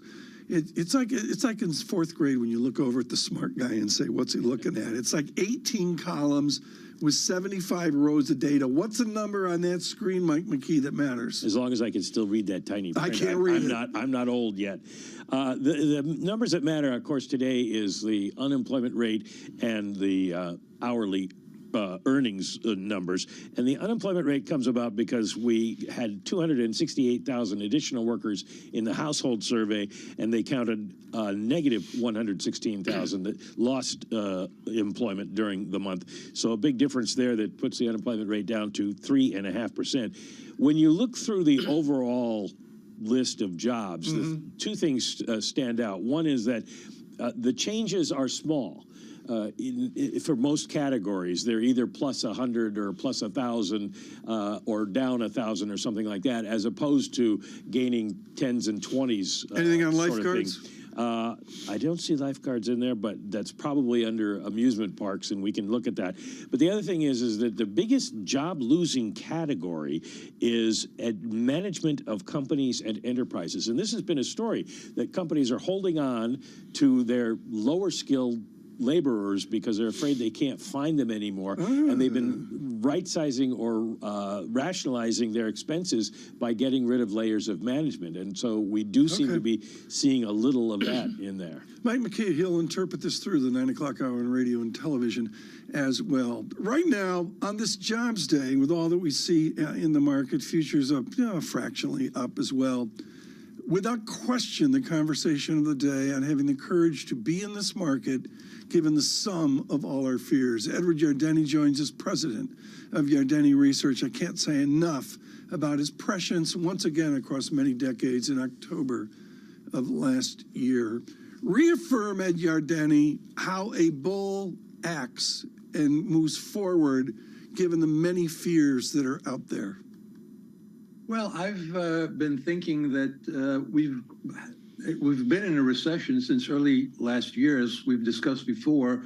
It's just been a rolling recession. Now I think we're in a rolling recovery, and I think increasingly the markets obviously have discounted that, and the so-called Godot recession still hasn't shown up. It may show up at some point. But with regards to the market, my year-end target for the S&P 500 was 4,600. We got there a few days ago. So I'm thinking I'm not going to raise my target of 4,600. I'm going to keep it there. I think it's going to turn out that the expectations at the beginning of the year was that we would have a pretty lousy first half of the year and a good second half of the year for the market. I think it's going to be the reverse of that. I think we've clearly had a very good first half. And I think the second half is just going to be challenging. I don't think it's going to be a big downer. I think it's going to be kind of sideways. September's coming, and that obviously could create some problems. But by year end, I think we'll be at 4,600, which is where we were a few days ago. How much are you buying in to this idea that we're going to see higher rates for longer, particularly in duration, in 10-year notes, in 30-year notes? Well, I've thought that on short-term rates that the Fed was pretty clear what they wanted to do, and I took them at their word. I know there's always skepticism and the feeling that the Fed isn't going to get it right, but they've been saying they wanted to get the short-term rate up to a restrictive level. I think they're there at 5.25%. I don't think they have to do any more. I think they're just going to leave it there. What is interesting is my friends, the bond vigilantes, seem to be saddling up. And I thought we'd hold around 4%, but here we are back at the November high of 4.2%. So it's looking a little dicey on the bond side. And I think suddenly we have to take into consideration that while the Fitch rating agencies downgraded the U.S. government debt was sort of the event that focused everybody back on the deficit, the fact of the matter is we've all known that the deficit is a problem. We've known that fiscal policy is profligate. It's just the market cares about it now. So if the market cares about it, I've got to care about it. At a certain point, Ed, when does the higher rate structure at the long end, at the 10-year, at the 30-year end, not on the short end, threaten your bull thesis? Well, I think that it already has done its damage in the one area where the rolling recession has hit, and that's in housing. But even there, as we've seen of late, the housing market's holding up pretty well, at least in terms of prices, and there really is a shortage. The real issue is the consumer. Will higher long-term rates knock down the consumer? And I don't think that's necessarily the case at this point. The consumer obviously depends on a certain amount of consumer debt, but the key is employment, the key is wages. And while employment weakens somewhat, it can always be revised one way or the other. We know that the wage number at 4.4% well exceeded well, let's make it 0.4 because we're doing month to month. So 0.4, we know that it exceeded the CPI. And so real wages are increasing, and consumers have a lot of wealth in their houses. The baby boomers have a lot of wealth. They're retiring and spending it. So all in all, I'm not quite sure how a increase in the bond yield knocks the consumer down, unless we just get some sort of banking crisis event again as a result of that. Just quickly then, Ed, how much are you thinking that the Fed has still gone enough, even if we are seeing this sticky inflation and wage pressures?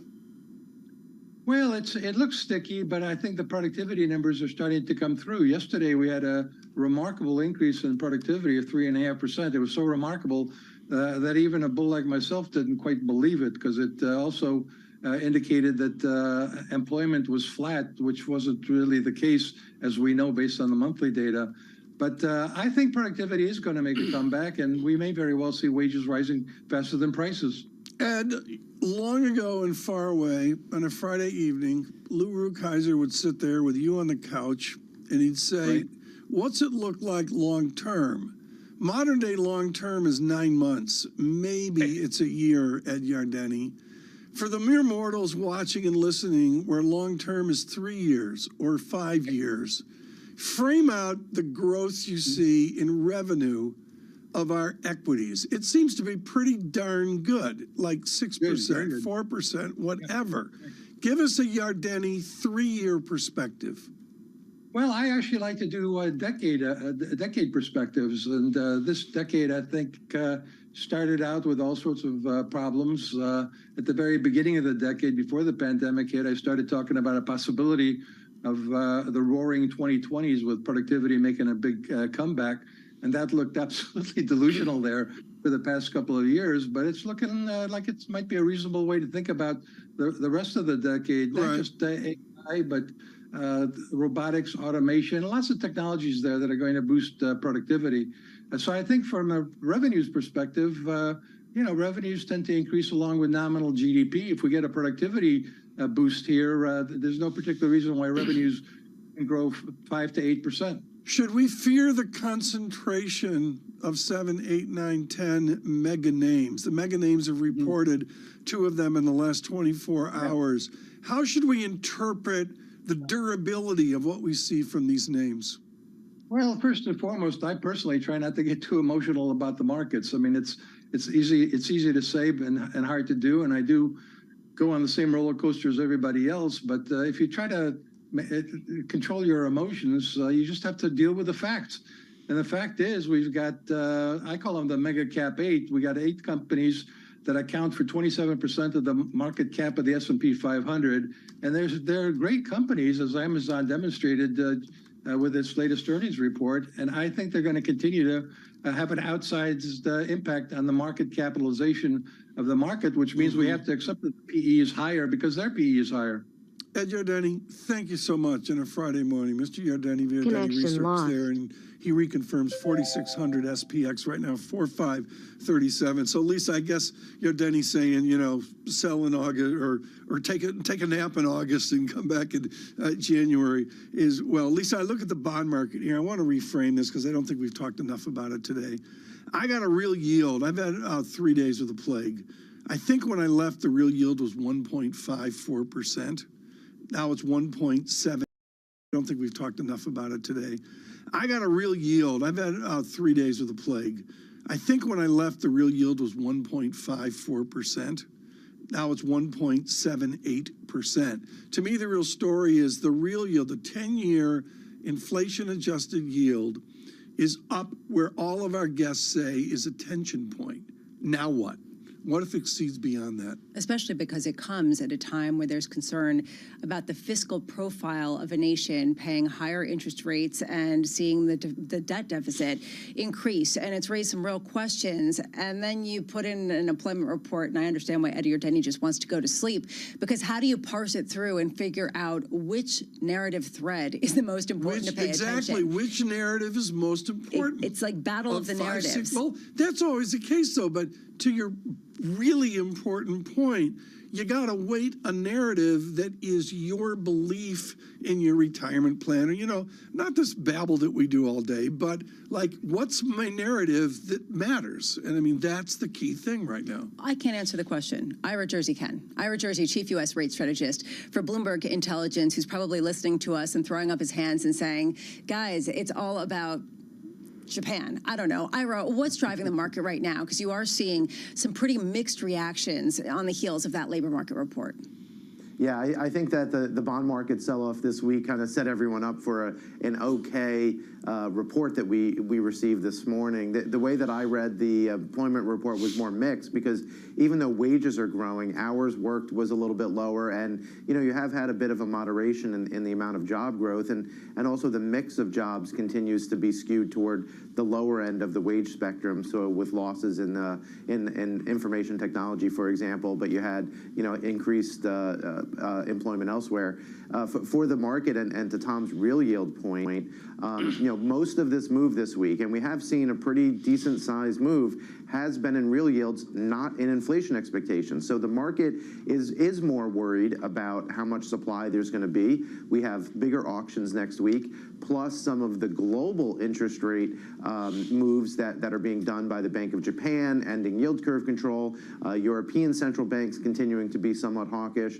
So it's a mix of all of those things that I think has just brought the real yield up to even more restrictive levels than where they were a couple of weeks ago. Can it stay? And I guess that's really the key question, especially right now. We're looking at a 2-year basically flat on the day. You're looking at 10-year yields lower now on the day. Try to come up with a narrative, and it will be rendered obsolete within the hour. Ira, how much are we looking at the possibility that these higher rates could really stay for a longer period of time, given what Eddie Yardeni was talking about, an increase in productivity, giving higher wages, and a fully employed labor force?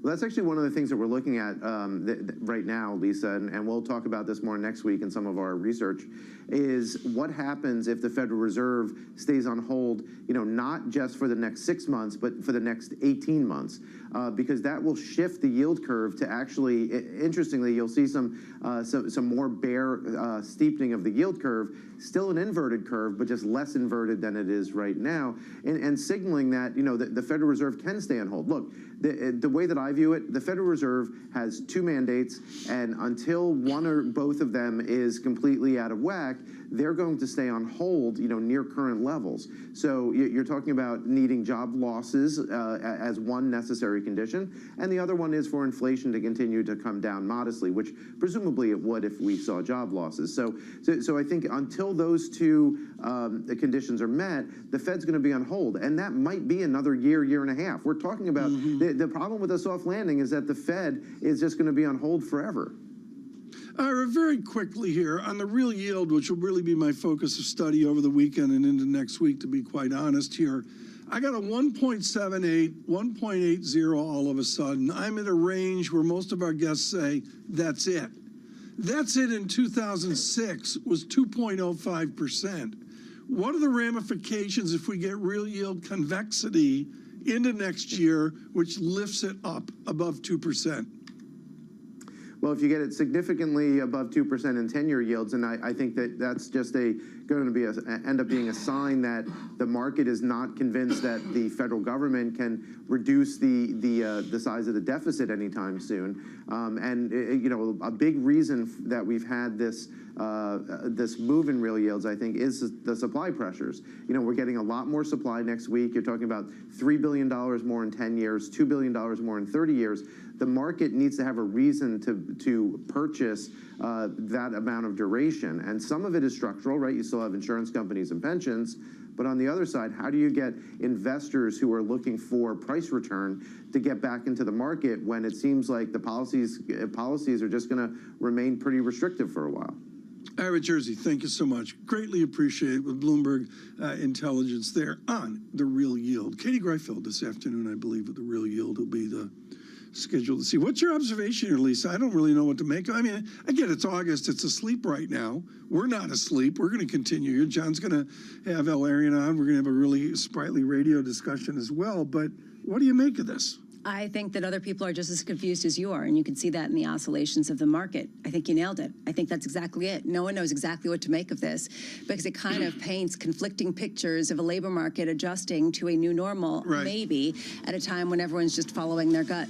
My answer, corporations will adapt to 4% X yields. They will adapt and adjust as they did in 2005, for that matter in 1995 as well. This has been a joy. In the 10 o'clock hour, speaking of joy, the gentleman from Milton Academy, Austin Goolsbee of the Chicago Fed. Good morning.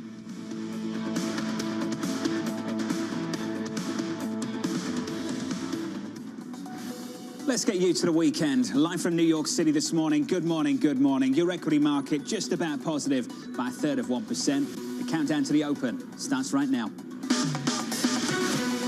Everything you need to get set for the start of U.S. trading. This is Bloomberg, The Open, with Jonathan Ferro.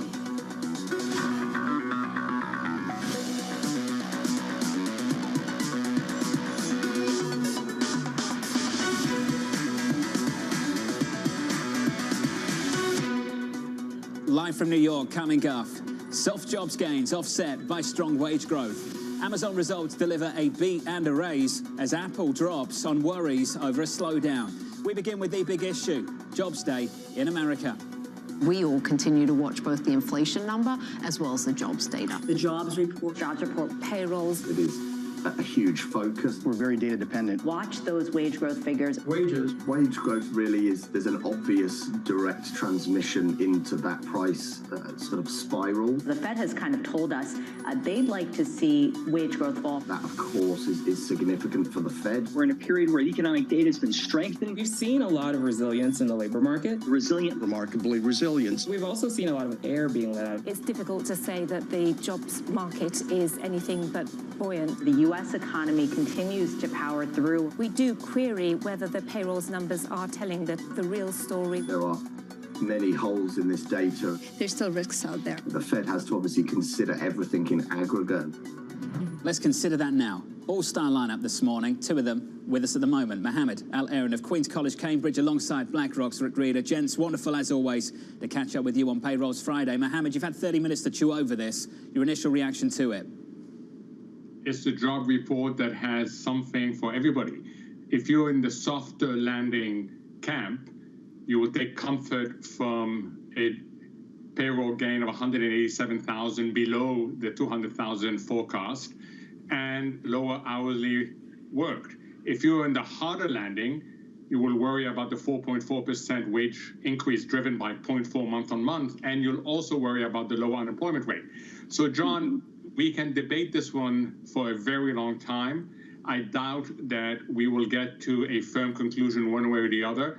The marketplace favors at the margin the softer landing interpretation as of now. Well, we have 25 minutes to debate it today. Rick Reeder, what camp are you in? So, listen, I think you've got a solid economy. You know, you continue to have almost 200,000 jobs. And, you know, you have a good economy, that is. But, you know, at the margin, it's moderating. You've got an economy that's slowing somewhat. You look at this number, you look at the hours worked coming down a bit. You look at the 3-month moving average versus a 6-month versus a 12 months coming down a bit. By the way, you look at temporary hiring coming off. So, you know, it's an economy that's in good shape, but that is moderating. And I'm in the soft landing. In fact, I'm in the no landing camp in that, I think the economy's in pretty good shape. But at the margin, this is indicative of an economy that is slowing down. Same thing you've seen in the earnings this quarter. Well, Rick, you went there. I've got to jump in. What's the difference between a soft landing and a no landing? What's the difference between the two? So I mean, we talked about last month. I think the economy is incredibly resilient. By the way, look at this number: 100,000 jobs, healthcare and education out of the 187. They're not cyclical. We have a service-oriented economy. That Fed raises rates 500 basis points. The unemployment rate's still sitting at 3.5. It is not the same economy we're used to seeing in 20, 30 years ago. It's much more stable. It's much more service-oriented, and this number was indicative of that. Mohammed, is this data consistent with a soft landing or no landing at all? So it comes back to the Fed, John. Look, I would be totally in Rick's camp of the no landing. We can live with an inflation rate somewhat above 2%, an economy that continues to deliver for most Americans, as long as the Fed is willing to accept that the inflation rate is not going to go back to 2% anytime soon. If the Fed targets 2% and wants to get there, whatever may be, then we may not have this no landing. We may end up more in a harder landing. So ultimately, it comes back to the question that you and I have debated, and we've argued that towards the end of the year, that's the policy options that the Fed is forced to consider. Well, Mohammed, based on recent communication from the Fed, including the recent news conference from Chairman Powell, do you get the sense they're leaning in that direction? I don't know, John. I really don't know. The best way to lean in that direction is to keep on talking about 2%, but push it down the road. Keep on saying eventually we get to 2%. We're in no hurry. Inflation is better behaved. It's coming down. It is stable. And hope that we don't get the smile in the inflation rate, which would see headline inflation go back up towards the end of the year. But just keep on talking 2% further down the road, and then see whether this economy can absorb a 3% inflation rate, which is stable. Stable is the key word here. I believe it can, John, but I don't know whether the Fed is where I am right now. 25 minutes away from the opening bell. Equities positive here by 0.4% on the S&P 500. Mike McKee alongside us, guys, to break down this figure. Mike, what jumped out to you 35 minutes ago? Well, I think the thing that jumped out the most is that, as Rick said, this is a labor market that is slowing gradually, and the changes that we saw in various different categories of work are, for the most part, largely fairly small, except for administration, where we lost 36,000 jobs. But most of the other gains and losses are relatively small. Headline number, as you've noted, 187,000, June revised down, and also May, a total loss of 49,000 jobs. Unemployment falls to 3.5%. The participation rate doesn't change, but average hourly earnings come in stronger than expected, so basically no change there. The Fed would like to have seen that go down along with the employment numbers. Here's the reason why we are seeing such a low unemployment rate. Household employment jumps by 268,000. Household unemployment falls by 116,000. And we also had a jump in the labor force. Manufacturing jobs down 2,000. that's what kind of everybody's expected. And leisure and hospitality, only 17,000 jobs. Remember when that was a gigantic category that was adding jobs left and right?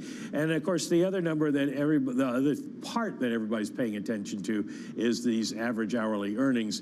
And I want to show you, if we have this, they're calling it up here. This is the issue still.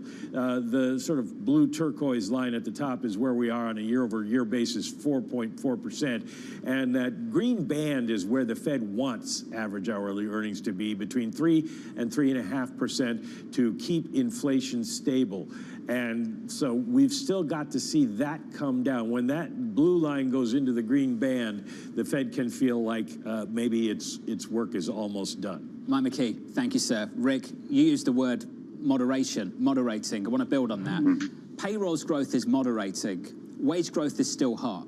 Do you think the moderation we've seen so far on the former is sufficient enough to have confidence that the latter will follow, that wage growth, we can take some heat out of that? So I'm going to take a slightly different take on it. The wage growth is all in the lower income jobs in this country. You're closing the income gap in the country. You may look at it when you break it down by lower income jobs, higher income jobs. You know, where are we losing jobs? Some tech, some finance. Where are we gaining jobs? You're talking about healthcare, education. Those are the lower wage jobs. Let's say inflation stays sticky at 3-ish, as Mohammed suggested. What if higher wages accrued to lower income, that cohort that tends to be hurt by higher shelter costs, energy costs, it's a food costs. So listen, I mean, I think, yes, is it something, would you like to bring the wage down a little bit? Maybe, but you know, you've raised rates a lot, you're at a restrictive rate, and quite frankly, I actually think for years we tried to close the income gap in this country. You look at some of the union labor agreements, UPS, we're going to see UAW. Gosh, I don't think it's a bad thing that we run a bit more elevated at this point. Mohammed, is Rick describing labor market nirvana? What Rick is saying is absolutely critical, John. We have to stop focusing on wage growth as the only driver of inflation. There are other drivers. This economy can accommodate wage growth for the lower paid employees. And let's not forget that the share of wages in GDP, the share of labor, has been coming down steadily for decades. So we can accommodate this 4% wage growth, provided productivity picks up, provided more is done on the supply side. And I think this is how we should be thinking. I really worry when the debate gets narrowed to just wage growth and inflation. It has happened in the UK as well, as you know, John. But the debate should be much wider and should bring in other elements that promote productivity, that promote economic growth, because there's been an enormous increase in inequality, as you know, and we cannot continue with high levels of inequality like this. Mohammed, Rick, you're going to stick with us. We still need to talk about this bond market and the move we've seen so far this week. In the bond market this morning, unlike the previous 4 days, yields higher. This morning, yields lower on a 10-year by 3 basis points, 4.15 on a 10-year right now, with some movers into the open. Here's Abby. Hey, John. Well, let's take a look at the big ones. And of course, I'm talking about Amazon and Apple. So Amazon soaring to the upside after they put up big revenue and the idea that they are also going to be reining in spending so that sales growth will be able to stand out, up 9.2%. Apple, on the other hand, a similar story to Microsoft, although probably worse. Microsoft, of course, high single-digit revenue growth, while Apple now declining, down 1.4%, the third quarter in a row. So concerns that the demand for iPhones not so strong in some of their other products. That stock now down 3%. The massive laggard on the day, though, John, Fortinet, the cybersecurity stock, plunging down 18.5%. I believe this is at least the worst day in a number of years, and they basically cut deeply their revenue and billings guidance for the year. Abby, thank you. Coming up on this program, President Biden leaning on the labor market.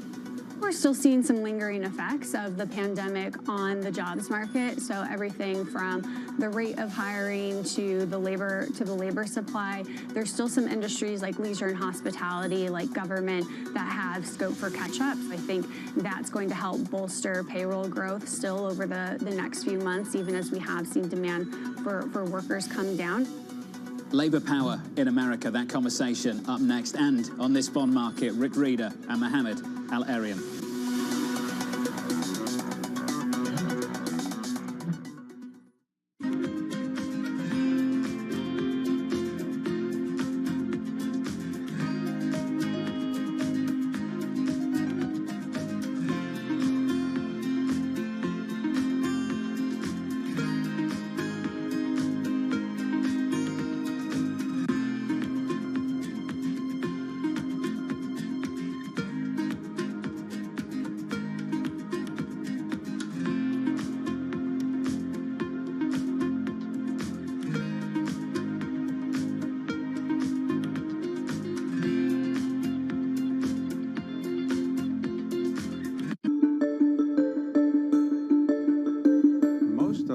large Chinese technology companies, let's say Alibaba, Baidu, Tencent, they have gigantic market values and they're very prominent in China, not as prominent outside of China as obviously in China, and certainly not that prominent in the United States.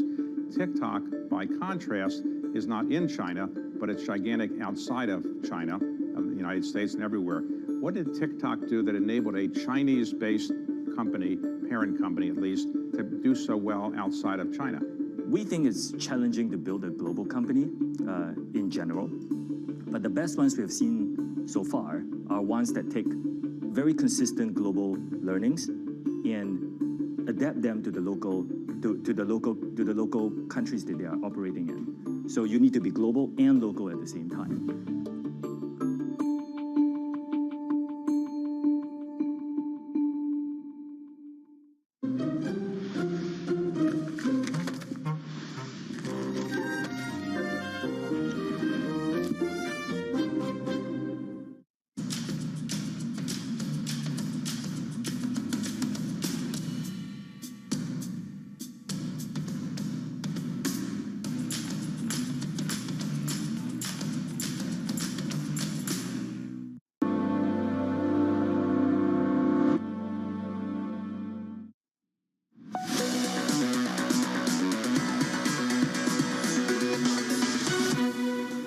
What we have seen is a reflection of the still incredibly tight jobs market and all this union activity that we've seen, both in terms of some pretty heated negotiations, as well as a pickup in actual strikes and increasing number of workers actually out of work because of these work stoppages. But it's also, of course, a reflection of just the extraordinary inflation environment we've seen.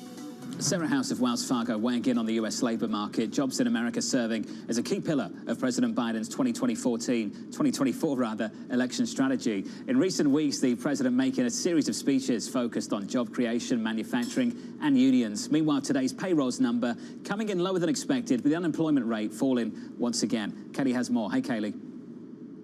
Hey, John, we haven't gotten an official statement from the White House yet regarding this morning's numbers, but this is probably going to fit into President Biden's broader narrative that he's growing the economy from the middle out and the bottom up. He likely will cling to that 3.5% unemployment rate, as he's continually pointed to the fact that the unemployment rate has stayed below 4% now for 18 months in a row, the longest stretch since the 1960s. And that wage growth figure also probably something that the president is going to tout, as wage growth is outpacing inflation at the moment. But on the subject of wages, John, this really does come down to the union question, as President Biden has also tried to bill himself as a pro-labor president. And yet labor strife, as we all know, seems to have been building this summer. Of course, you have over hundreds of thousands of writers and actors in Hollywood currently on strike, a narrowly avoided strike between the Teamsters and UPS. But now the United Auto Workers potentially could be striking here in the not so distant future if a contract isn't agreed to. And we know they've asked for a 40% hike in raises.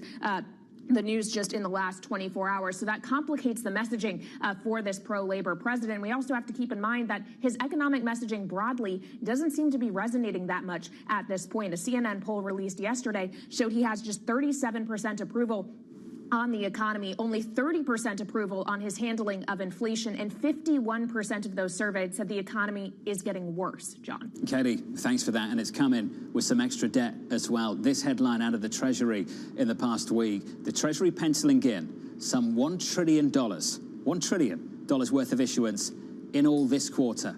Mohammed El-Arian back with us, Rick Reader with us too. Mohammed, we've had quite a move this week in the bond market. Before today, so take out the move this morning, we had a move of more than 20 basis points on a 10-year. Was the additional Treasury supply a dominant factor in that? It certainly was an important contributor. Look, you have four factors in play domestically and then an international overlay. So supply, issue number one, and I think that is dominant, but Rick can speak with more authority on that. Second is people are starting to revisit the longer-term inflationary outlook. Third is growth that is stronger than people expected. And then finally, and I would really put it in the bottom, some people reacted to the Fitch downgrade. Then put on top of that what's happening in Japan in particular, and what is turning out to be a very muddled middle exit from yield curve control.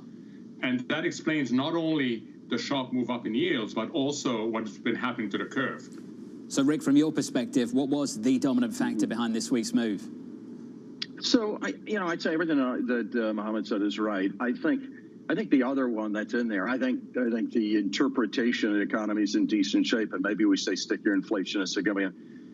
Jonathan, I think there's a really big deal when we talk about in your show for many months now. I joke about I like the front end of the curve, I like commercial paper. You look at this year, the ag is up 50 basis points. But the back end's down 90, and you wonder what is the long end doing for you? You've got an inverted curve. You're in a year where you want to clip coupon. You've got bills at 5.5. You've got clip coupon, get carry. Is the long bond a hedge? I don't know. If inflation is higher, that's going to hurt the risk markets. So I think, if there's not a pension fund life insurance bid for it, which is, generally your bid for the long end of the curve, why, what is the value in an inverted curve with stickier inflation? What is the value of the long end? And I think people have gotten, look at this month alone, the total return of the long end of the index is down almost 4%. If you think about what is my long duration risk that I want to take? Do I want 30-year treasuries or I want equities? And I think long duration is becoming, long interest rate exposure is becoming questionable as value. So Rick, this begs the question, the obvious question: if 420 doesn't get it done for you, does 450? Does 5%? At what point? How far does that have to go before it is actually competitive and draws attention from people like you? So that's the first thing I would say is credit. If you buy some long dated credit where you're getting some spread, that gets you to yield levels that are reasonable. That being said, I still rather hold the front to the belly where you're getting the curve is going to steepen. When the economy slows or as it is moderating, the curve's going to steepen. So a bit of credit in the back end makes sense. But listen, I think there's going to be a point in time where the economy starts to moderate, and the Fed, you start to interpret that the Fed can start to cut rates, and there'll be a grab for interest rate exposure. So, gosh, is it around these levels? It really is what the forward trajectory of rate is going to be from here. And once you get the sense that the Fed will start moving rates lower, and we're not there yet, then you want to grab some long interest rate exposure. But I just don't think we're at that point yet. With that in mind then, Mohammed, how much higher can these yields go at the longer end of the curve? They can go higher. I suspect that we may well see 425 to 430 on the 10-year. Beyond that, it's going to get a lot harder. But they can go higher. John, the short end, as Rick said, is attractive. People are noticing bank CDs at 5% for a 2-year maturity. People are thinking, you know what, that's not bad. And they're not looking well beyond that. So I completely agree with what Rick said. It's hard to convince people to go towards the long end if you don't believe there's a hard landing coming, and the narrative has moved firmly away from that. And also, in addition to that, if you can get something attractive that just pays you to wait. And this notion of paying you to wait is a completely different paradigm than what we had during the era of QE and floored interest rates. Well, let's think through the dynamics that you guys are describing. We've got central banks backing away, the BOJ tweaking yield curve control. I'm still confused as to what the goal actually is over at the Bank of Japan out of Tokyo. And Rick, the anchors that we've had around the neck of the global bond market for the last 10 years, up and away. Germany, gone, done. They're talking about QT in Europe, never mind QE. Over in Japan, yield curve control, those tweaks starting to come through. Rick, we haven't had accidents really in a material way post-pandemic in this bond market, the long end, in the way that some people might thought maybe we would, based on these central banks pulling away. The cycle high, the post-pandemic cycle high on a 10-year, I believe was October, Rick, it was 430. Do you think we can actually get through those kind of levels again later this year, based on what you're expecting? So, the one governor on rates moving significantly higher is if you believe, which I do, that inflation is moderating, that the real rates are starting to expand. And then, people look at that, as you get to, a couple of % of real rate, gosh, then, you start to get appealing. So, but do I think you can push back a bit more in the long end of the curve? Yeah, I think so. Listen, we think the next, we're going to get a CPI report. We think that's going to be a soft report again, probably buoyed by the same thing as last month, lower used car prices. So, listen, I think rates can move a bit higher in the back end, but I don't think they're going that much higher. And I think Mohammed said it earlier. I think the equity market has gotten to a place where you can absorb this sort of these sort of higher rates, and they'll probably be with us for a period of time. So I don't really see an accident. I do think we still have a challenge around commercial real estate. I do think we have a challenge around small banks in the country, but I don't think there's a big structural problem as long as the housing market, which is in pretty good shape, stays firm. But Rick, to be clear, you still like stocks here?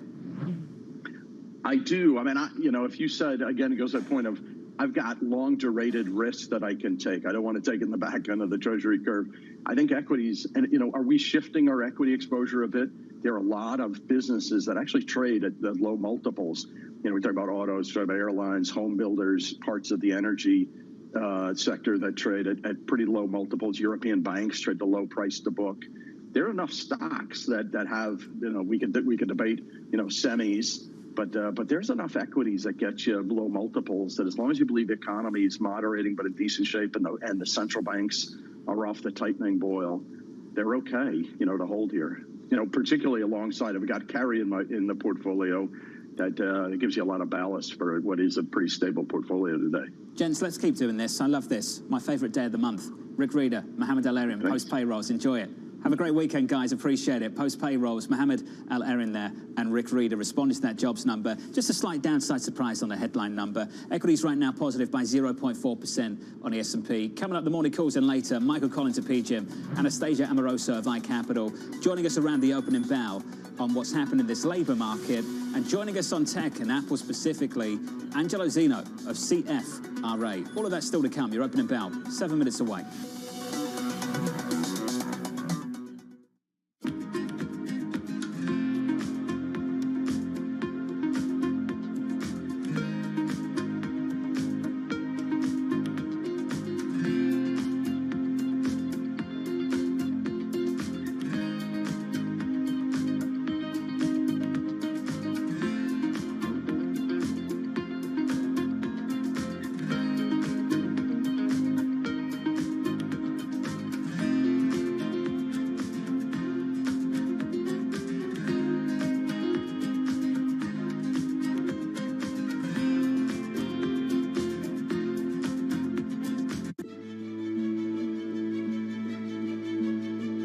I don't think we can replicate Tesla. Tesla is a unique because when they founded and then the personality behind it, the product is beautiful, technologically very, very strong. So in many areas, Tesla is Tesla, but Xpeng is Xpeng. We want to focus on what we think is important for our customers. Our customer like beautifully designed vehicles, either it's large SUV or sports sedan. We believe we have a very, very appealing family look that our customers is really attracted to.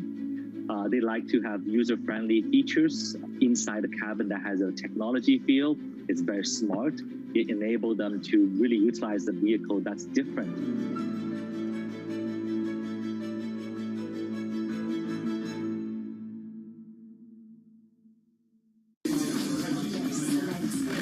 Slice through the noise. Forget the noise, ignore the noise. Is this just going to be noise? Just noise. It's noise versus signal. Now, more to the point. What is the lesson or the observation?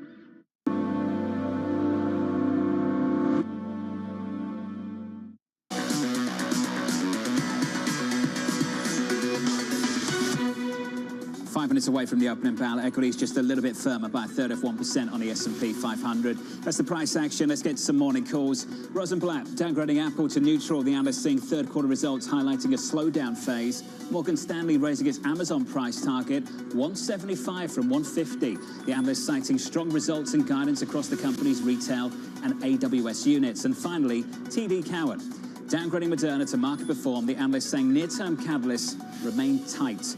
Coming up, more on the latest payrolls report with PGIM's Mike Collins and Anastasia Amoroso of iCapital, plus Apple earnings with Angelo Zeno of CFRA. Your opening bell, just around the corner.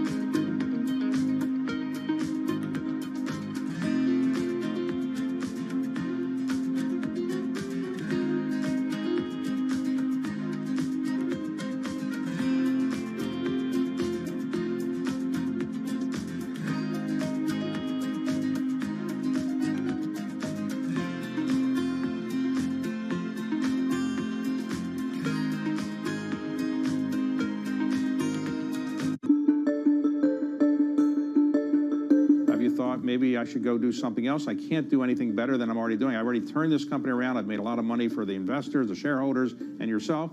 Are you happy doing this? You're going to do this for the foreseeable future? I'm going to do it for the foreseeable future. I love what I do, and the reality is we've accomplished a lot. As you described, we've made Blackstone a lot of money. We made our shareholders a lot of money. More importantly, we've grown the business, and we've been a huge engine of opportunity. If you think about all the jobs we've created around the world, all the communities we've made better places, all the ownership groups who we've helped grow their business, and having built a world-class culture, the opportunities we've created for upward mobility for people. And this business, I would still say, is like a coiled spring coming out of COVID particularly. So I feel like we just have more to do. My job's far from done.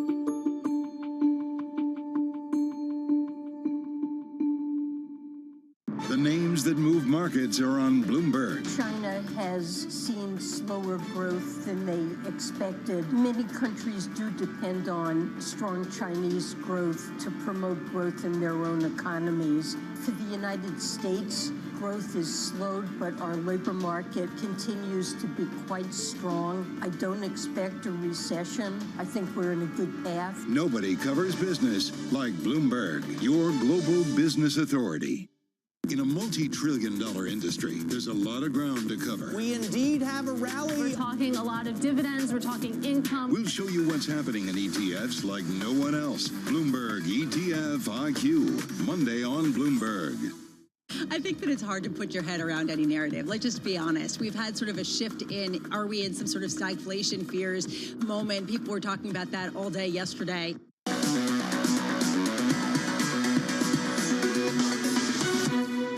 25 seconds away from the opening bout this morning. Good morning. Final trading day of the week, getting you towards the weekend. Equity futures positive here by 0.4%. This is how the stage is set going into the weekend before Friday's session. 3-day losing streak on the S&P.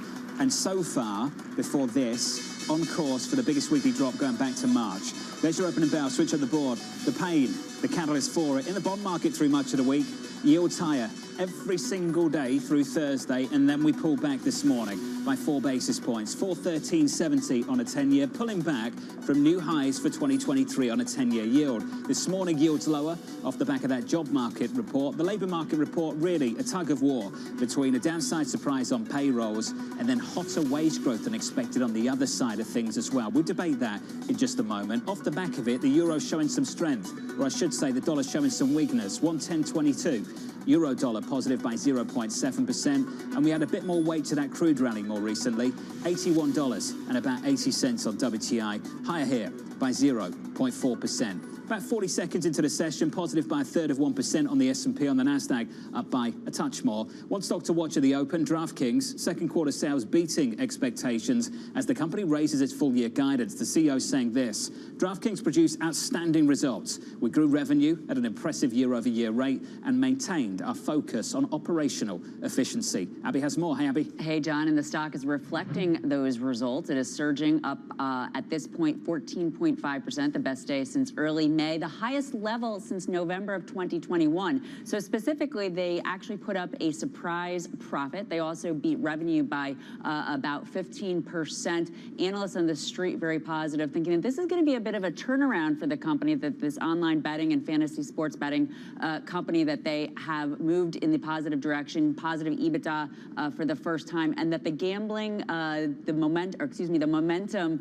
should continue, and especially ahead of the key NFL season. This stock, John, on the year into today, up 163%, sort of one of these stealth rallies in a name that had been beaten down last year, but right now, again, absolutely surging, up 15% on these strong results. Hardly talked about it. What a move on the year and on the session, so far at least. Abby, thank you. Different story for Block, very different story. The company's gross profit growth forecast falling short for investors. The co-founder, Jack Dorsey, saying this: leaders across our company are now looking at the true full cost of their businesses, leading us to pull back on our pace of hiring and to focus more on performance management. Katie has more. Hey, Katie. Hey, John. Well, it's rough out there. Block shares currently down over 9%, even though on several measures, this was a beat and a raised quarter. If you go into the numbers, gross profit soared 27% to $1.87 billion. That's above the average estimate of about $1.8 billion as both the Cash App and the Square businesses delivered. Block also boosted its full-year adjusted profit to $1.5 billion. That projection is up from $1.36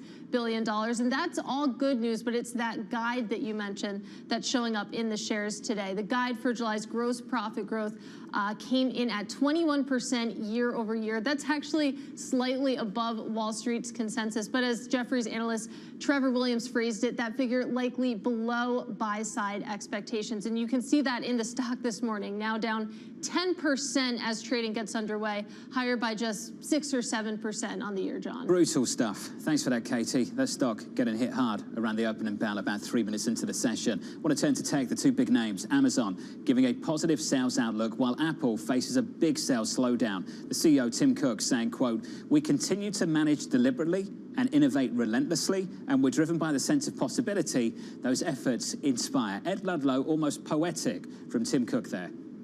Yeah, almost poetic, but it doesn't hide the fact that Apple is not immune to the macro environment, John.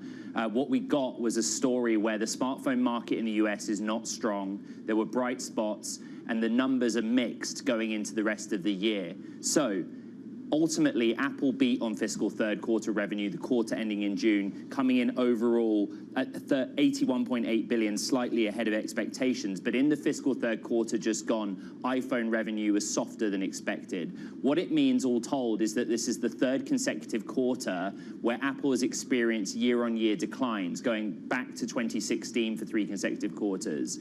The commentary from Luca Maestri, the CFO, is that going into the fiscal fourth quarter, ending in September, they expect iPhone and services to accelerate, but other business lines like iPad and Mac to decline double digits going into that fiscal fourth quarter. The question is if Apple sees an overall sales decline year on year in the next quarter or the current period, 4 consecutive quarters of year-on-year declines, you have to go back 20 years for that level of sales decline in this company. So there's a lot happening here. Bright spots included Greater China, which overall has returned to growth. India had a record month in the month of June, and the opening of retail stores there has had a quicker than expected impact. Services revenue overall passing $21 billion for the first time, but the narrative from the street is that services has had momentum anyway. Complete contradiction with Amazon, up 9%, going towards 10%. That puts it on an intraday basis for its biggest jump since November. Amazon, the story, a beat across the park. Overall top-line growth 12%, 4% on the .com business, but they're getting better at making money on the more profitable elements of Amazon.com, namely advertising and selling services to independent merchants. Then you look at AWS, the cash cow, the bright spot. It continued to grow, and even though we'd had that guidance from the prior quarter that going into April, AWS growth had decelerated 500 basis points, what ended up happening in the quarter was it stabilized. And they stopped short of saying there's a rebound in cloud, but they talked about customers putting an end to their cost optimization. In other words, customers stopped playing it so safe. So really strong beat, but the story is Andy Jassy having real cost discipline, and that's showing up now on the bottom line as well. Two different stories, two very different stories. Amazon up by 9% right now, Apple down by 2.7%. Ed, we'll talk more about this, but the South Side captured this almost perfectly. You just go through some of the revised calls this morning, looking at, say, Amazon, price targets hiked, Morgan Stanley, Piper Sandler, Citi, Evercore, taking their price target from 150 to 190. We're only at 140 right now. Apple, can I just lean on this one, this quote that came from KeyBank, Ed, and get your thoughts on this? Analyst worries that the US upgrade cycle is coming to a halt. The upgrade rates are at all-time lows and likely to result in weak revenue in the United States. Now, Ed, what do you think that means going into a new product launch in the next month for this quarter? Well, those are exactly the two factors that were addressed. In the quarter just gone, there was no substantive product launch, which didn't drive an upgrade cycle in any of the product categories. What we're waiting on is the iPhone 15. The expectation, according to Mark Gurman's reporting, as it comes in this quarter, that the bigger picture commentary when asked about the macro environment is Tim Cook said we have an uneven macro situation, but the smartphone market in particular is weak in the United States. That is partly an inflation and consumer issue, and it is partly an upgrade cycle issue.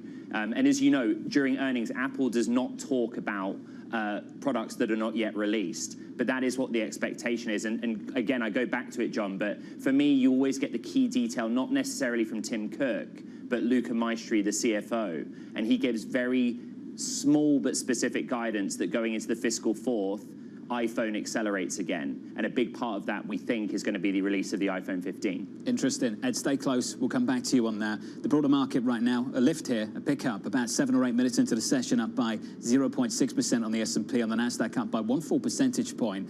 Turning back to today's jobs report, Mohamed Al-Aaron on this program a little bit earlier. Take a listen. It's the job report that has something for everybody. If you're in the softer landing camp, you will take comfort from a payroll gain of 187,000 below the 200,000 forecast and lower hourly worked. If you're in the harder landing, you will worry about the 4.4% wage increase driven by 0.4 month on month, and you'll also worry about the lower unemployment rate. Joining us now to discuss two of the very best, iCapital's Anastasia Amoroso, PGIM's Mike Collins. Anastasia, you've said it before, this Fed might be on hold, it might be almost done. Do you think this data this morning backs that up? I think it does. I think this is an in-line payrolls report, in line with market consensus, but also in line with Fed wishes. I mean, if you zoom out, if you look at the labor market data, we continue to trend down in terms of job creation, and yet we continue to see the unemployment rate that is still holding on around 3.5%. So that's really the best case scenario for the Fed, is gradual rebalancing of the labor market. By the way, job openings continue to come down as well. Labor participation rate continues to go up and is above pre-pandemic levels for prime age workers. So I think that's all that the Fed really wants to see.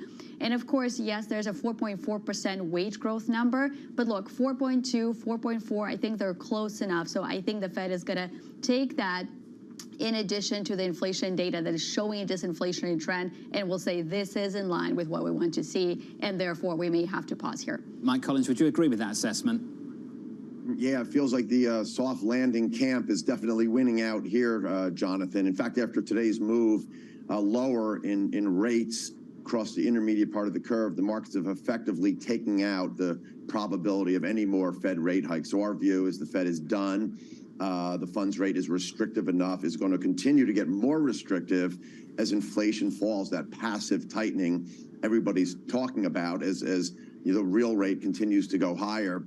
But what's priced in for next year is still 100 basis points of rate cuts. So that's really the big question. So, Mike, with that in mind, and I know you and the team have been thinking about this, within fixed income, am I playing for income, capital returns, total returns? What am I doing? Yeah, as you know, we've really been short duration, Jonathan, in our strategies. That is kind of betting that the 5 and 10-year yields were too low relative to the funds rate, right? When the 10-year was at 3.5 a couple of months ago, and the funds rate is pushing against 5.5, that's too big of a gap. And as that rolls up the curve, you actually get paid to be short. But now we've had a huge move. The markets feel like they're more fairly priced, with the 10-year, at 4 1/8 today, the 20-year pushing against 4.5 the other day.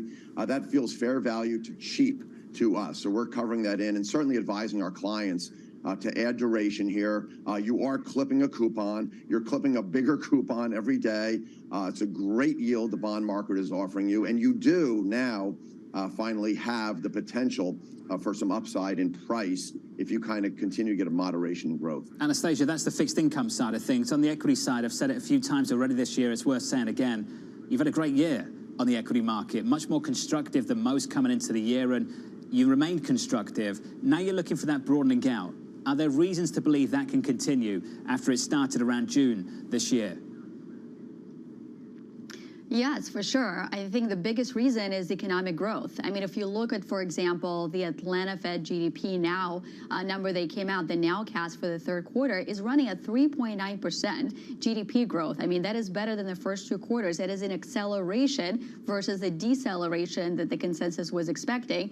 So, to the extent that that holds, that certainly bodes well for companies. It bodes well for the earnings upgrade cycle, and it should bode well for the stocks. So, we obviously seen, and speaking of, what kind of stocks benefit the most, I mean, if you look at the performance this week, financials, for example, didn't sell off nearly as much as technology and some of the other sectors. And part of that reason is we've seen this, re-steepening of the yield curve, which of course is positive for financials, but so is a soft landing. And so is, the lack of major defaults. And so is, the potential for yields to maybe go down from these levels. So I would say, Jonathan, for sure there's a broadening out that is justified. And I like that it's actually being led partially by financials. Mike, Anastasia mentioned the move in the bond market. I want to finish there with you, Mike. That lift in yields, that steepening in the curve, gone back and forth with a range of guests on this through the week. Just what was the dominant factor behind that move, Mike? And the reason I think we've got to diagnose it is you've got to work out whether it is sustainable, it continues, and whether the factor behind it this week is something we have to live with through the rest of this year. Was it the data, Mike? Was it the supply? Was it the downgrade? A lot of people say it wasn't the downgrade. Is it the BOJ? What is it, Mike? Yeah, I don't believe it's the credit downgrade of the U.S. Treasuries and agency mortgage-backed securities. I think it's a lot of things. The data continues to be resilient, but the positioning was offsides, right? I think the market, investors generally had gotten really long duration. I mean, it seems like the consensus had shifted to really long. We were taking the other side of that. So I think that positioning alongside pretty resilient data and a Fed that really seems like they are going to be stalwart, that they're going to hold that funds rate at a higher level for longer. That's what happened in the curve this week. The yields this morning speak to that too at the front end. In fact, through most of this week, the front end's not done much at all. We're down by 7 basis points this morning on a 2-year at about 481. Anastasia, Mike, love doing this with you as well. Post payrolls to get an update from you both on fixed income and equity alike. About 14 minutes into the session, your equity market on the S&P 500 just about positive here by 0.5%. Coming up, Amazon impresses, Apple disappoints. The results reflect the fact that the environment is challenging. Consumers face pressure from general interest rates, higher inflation, and so there are a lot of cross currents that Apple, like all other companies, cannot outrun.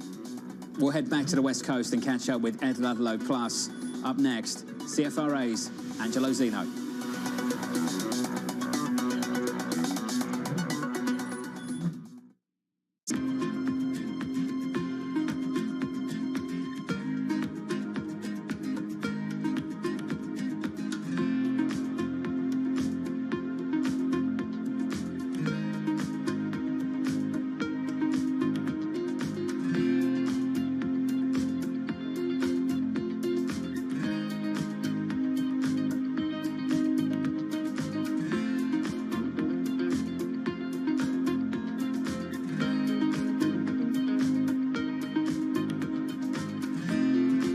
Three prime ministers, 4 chancellors, an energy crisis and the soaring cost of living.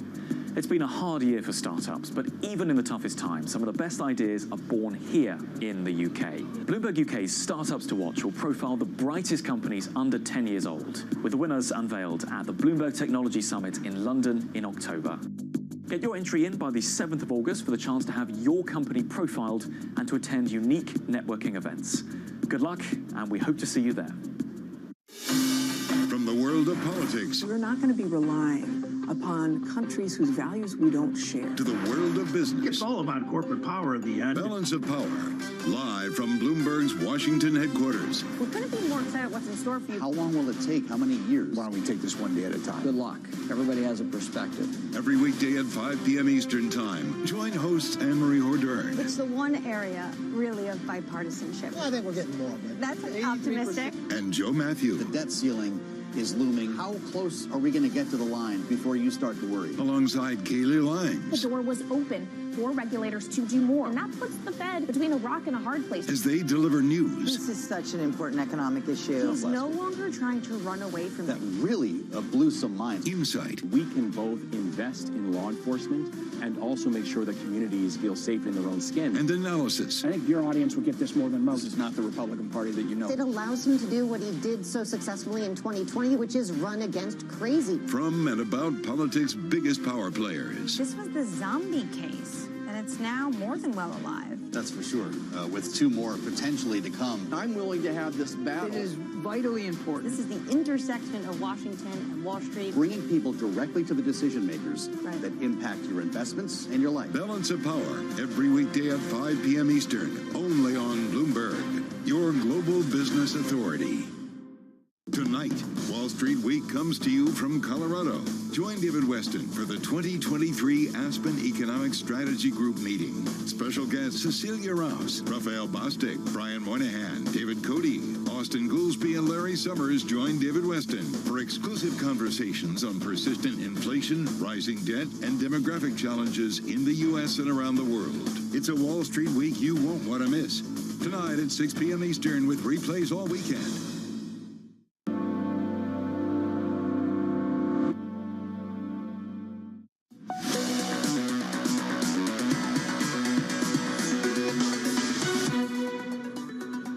Amazon collectively needs something like $3.4 billion for an incremental basis point or a percentage point of revenue growth. They're going to need advertising. They're going to need video. They're going to need healthcare. They're going to need something else to come in to take the baton from AWS over the long term. Tom Forte, D.A. Davidson weighing in on Amazon, the company delivering better than expected results, reporting a spike in sales for its cloud computing arm, AWS. Different story for Apple, AWS rather. Different story for Apple, of course, dropping below its historic $3 trillion market valuation as it faces its longest sales slump in decades. Ed, back with us for a little bit more. Hey, Ed. Yeah, so the guide from Apple is that going into the fiscal fourth quarter, it will be much of the same. If they maintain that growth rate and we do get a fourth consecutive quarter of year-on-year declines, it's the longest streak of sales declines for Apple going back 20 years or more. The big point is there is an admission from executives that there is a slowdown in the smartphone market here in the US. Bright spots in India and China were interesting. Also, we haven't talked about the impact of foreign currency. And there was a real emphasis from both Cook and Luca Maestri, the CFO, that on a constant currency basis, sales would have grown. But it just reminds us, John, Apple is a truly global business. And if you have the bright spots in markets like India and China and elsewhere, then you have to factor in the FX headwinds. And actually, sequentially going into the fiscal fourth, they did guide that that would be on an ongoing basis a headwind. Ed, thank you, mate, for the update. CFRA's Angela Zeno maintains a buy rating on this stock, 220 price target. I'm pleased to say that Angela joins us right now. Angela, let's go through this together, and thanks for being with us, by the way. Reasons to be constructive. Can you go through them for us this morning? Yeah, listen, I think the biggest reason to be constructive, or kind of the biggest positive takeaway from this earnings call, was the services side of things, and I think most polls would point to that. You saw 8% growth on the services side. The expectation, at least on our end, was for about 6% growth. And, it's actually finally an acceleration from what you've seen the last 3 quarters where services growth has decelerated. And actually, Apple actually indicated that you're going to see further acceleration as you go into that September quarter. So that's a change of pace to what you're seeing on the hardware side of things, and essentially all across the hardware side, specifically on the iPhones, where we saw a 2% decline on a year-over-year basis. And, I do think that really indicates the health of Apple in some respects, where you're seeing positive and accelerating services growth amid a decline on the iPhone side of things. Almost kind of tells you that they continue to do see switcher rates continue to improve and that installed base continue to grow, and that's really helping the services side of things. So I think longer term, the health of Apple remains very good. But as far as kind of what they're having to navigate through right now in terms of some of the challenges on the hardware side of things, that's something that they've been doing here for the last couple of quarters, and they're going to need to continue to contend with, at least in the near term. Can we build on that just in the near term, Angelo? Upgrade rates. This has been the bullish thesis for a while. You've got this big base that need to upgrade. They're going to come and buy a new phone. What's happening with upgrade rates, and how do you think that's going to change in this quarter when we get a new product launch? Yeah, I mean, listen, I think you did have a slight acceleration in terms of the upgrade rates when you had the 5G launch. Actually, what you're looking at here in terms of the iPhone 14 cycle is replacement cycles have extended after kind of 2 very good years in terms of the 12 and the 13. But the 14 has actually held up very well because average selling prices have actually largely offset a lot of the unit declines. And that's largely due to the fact that consumers are willing to pay more for those higher priced devices, given the change in strategy Apple has made with this cycle in terms of essentially putting all the key upgrades on kind of the pro devices. Now, as we kind of look forward, in terms of the 15. We're not looking for much in terms of an acceleration in terms of those replacement cycles. But that said, the comparisons get super easy as you kind of start going into the December quarter. Most people will recall some of the COVID-related headwinds a year ago, so they start lapping that. There's actually been some challenges in the U.S. market in terms of iPhones in the last 2 to 3 quarters. They'll start lapping that as well. So I think you start seeing some easier comparisons where they should be able to see a return to growth in the iPhone 15 cycle, but nothing kind of major that we anticipate until a foldable launch finally comes to fruition. Can we just drill down on ASP just quickly?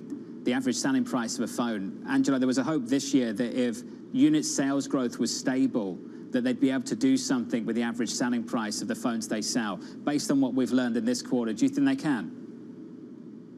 In terms of what? Increasing selling prices? Putting prices up, yeah.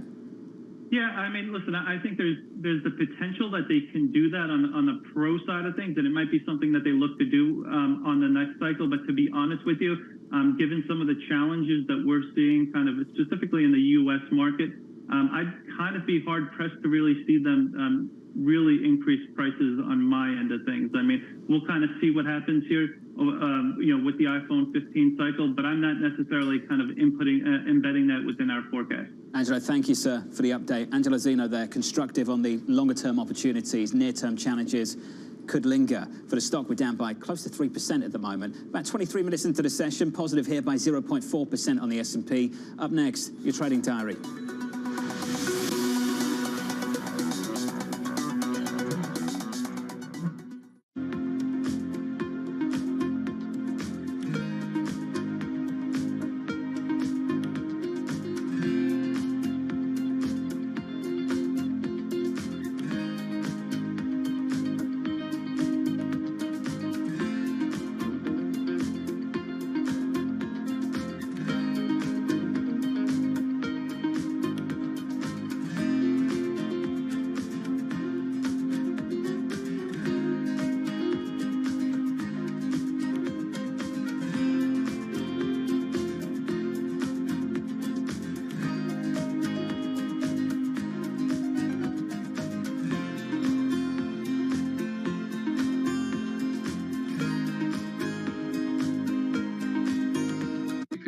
Crucially important, and I think we've moved from this attitude from it's an indulgence, a waste of time, almost an illness that needs a cure. For something as universally important to human life as sleep, mysteries surrounding its necessity and utility have only just been recently uncovered. Some of our biggest discoveries were in the 1970s or 1980s, and so it makes it a really exciting field because it seems as though we're uncovering new insights each and every day. Some scientists are going further to find out how sleep and what happens there can be harnessed to further expand our understanding. It's easy to memorize things. That makes you smart if you can spit back a lot of facts. But if you want to be wise, if you really want wisdom, you've got to know when and how and why to use that information. And that's what your brain figures out while you're sleeping.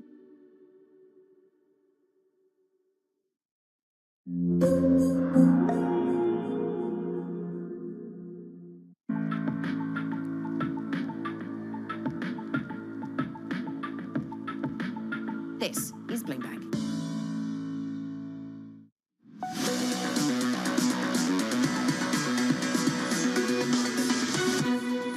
Trying to snap back from a 3-day losing streak on the S&P, up by a third of 1% here. That's the price action. Let's get to the trading diary. Fed speak picking up Monday, Bostic and Bowman. Earnings picking up Tuesday with UPS, Rivian and more. Then Disney reports on Wednesday. Thursday, we'll get US CPI, plus another round of jobless claims. We'll round out the week on Friday with PPI and UMich consumer sentiment, and certainly hoping for a quieter week in the bond market than the week we got this week. Looking ahead to CPI, that's your big print next week. From me, that does it for me, and thank you for choosing Bloomberg TV. Have a wonderful weekend if you can. This was the countdown to the open. This is Bloomberg.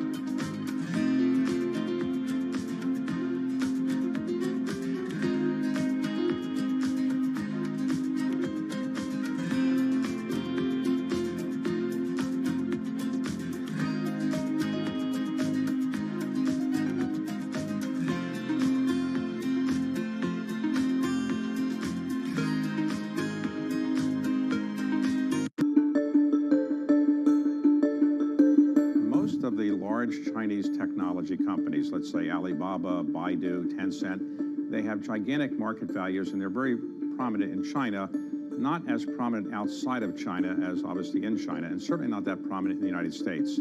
TikTok, by contrast, is not in China, but it's gigantic outside of China, of the United States and everywhere. What did TikTok do that enabled a Chinese-based company, parent company at least, to do so well outside of China? We think it's challenging to build a global company in general, but the best ones we have seen so far are ones that take very consistent global learnings and adapt them to the local countries that they are operating in. So you need to be global and local at the same time.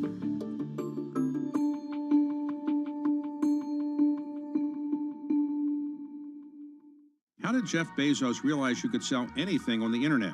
The web was growing at something like 2,300% a year. Anything growing that fast is gonna be big. Why did Bill Gates create Control-Alt-Delete? Kind of become the poster child of, hey, couldn't you have made this stuff a little simpler? And what inspired Diane von Furstenberg to create the wrap dress? The wrap dress created me. On the David Rubenstein Show, I uncover the untold stories of the world's most successful leaders, right here on Bloomberg.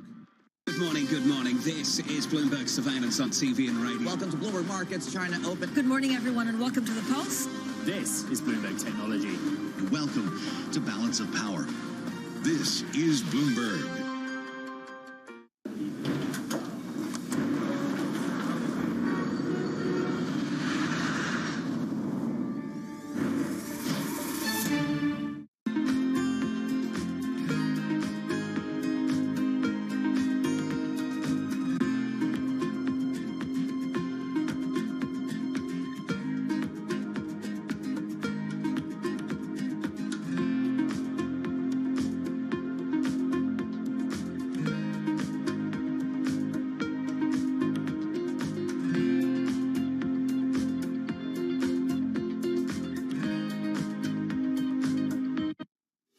This is Bloomberg Markets with Paul Sweeney. We got a lot of green on the screen here, but the volume is light. This is a market that's much more optimistic or bullish than maybe the central bankers are. 9.5 million job openings. What are people doing? Are they just sitting in Starbucks all day? Breaking market news and insight from Bloomberg experts. There's still some concern out there in the market that there is room for things to deteriorate a little bit more than what they're indicating. As small and medium-sized businesses struggle, they don't present as much competition. What are you guys thinking about hardware, software? How should investors approach this thing called AI? This is Bloomberg Markets with Paul Sweeney on Bloomberg Radio.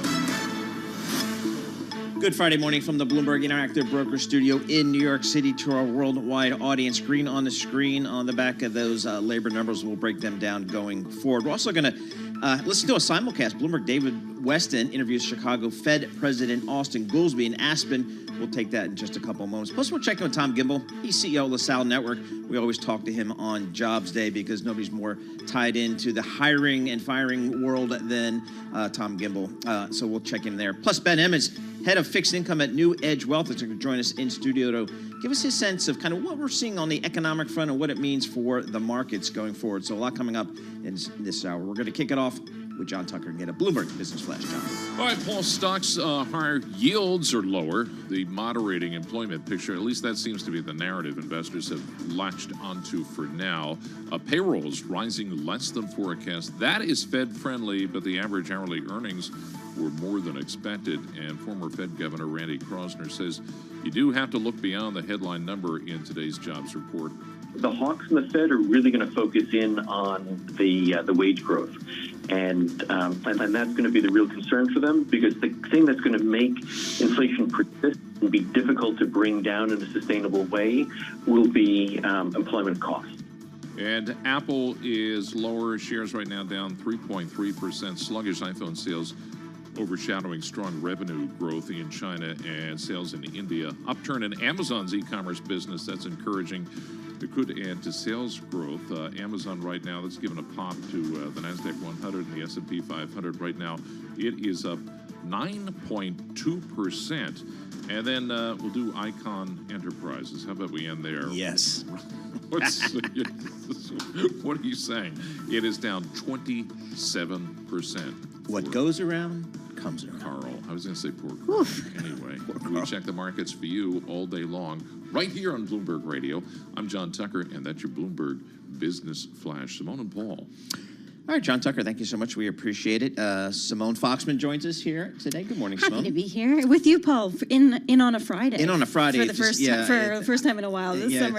I didn't plan it that way, but that's how it works. There's some folks that just aren't into that every Friday off thing. I don't know why they just don't support me more on that. Some folks are lucky. Looking at Rich Go here, Jeff Bezos has got a net worth of $150 billion, so we'll give him another 10%. So a good day for Mr. Bezos in terms of his net wealth. Again, green on the screen here. Let's see what's happening because there are lots of earnings going on out there and lots moving in the market. Let's check in with Bloomberg Equities reporter Alexandra Semenova. Alex, what are you looking at right here? Well, it's great to be here with you guys. Happy Friday. It's not a very happy Friday for Carl Icahn. Shares of Icahn Enterprises are cratering today. The stock plunged as much as 36% at the open, which was its biggest drop since 2010. Pairing some of that decline now down about 27%. That's after the company cut its quarterly distribution in half. It's now set to pay out $1 per depository unit from $2 previously. Carl Icahn blamed a short seller report from Hindenburg Research earlier this year for the firm's second quarter net loss doubling from a year earlier. Hindenburg came out as well here to reiterate that it is short the company and also to take a bit of a victory lap, pointing out that they predicted this would happen in May. Hindenburg accused Carl Icahn of taking some costly missteps in running the firm. They said May 2nd that Icahn Enterprises will eventually cut or eliminate its dividend entirely, barring a miracle turnaround in investment performance. So a good day for Hindenburg. Boy, if you're Hindenburg, to have Carl Icahn call you out, it doesn't get any better than that. Yes, they like the money they made on their short, but I bet you they love almost as much the fact that Carl Icahn's given them effectively, a shout out. Absolutely, and it's just a contentious day overall over on Wall Street. Bill Ackman also kind of cheering this on a bit. He tweeted just now, if you want to front on Wall Street, get yourself a dog. So nice. A lot of interesting voices kind of coming out on this report. A little billionaire humor there, I guess. Exactly. Billionaire Wall Street humor. Good stuff. And you gotta love to see these activists, do get out. It's such entertainment on Wall Street. It always is. It is.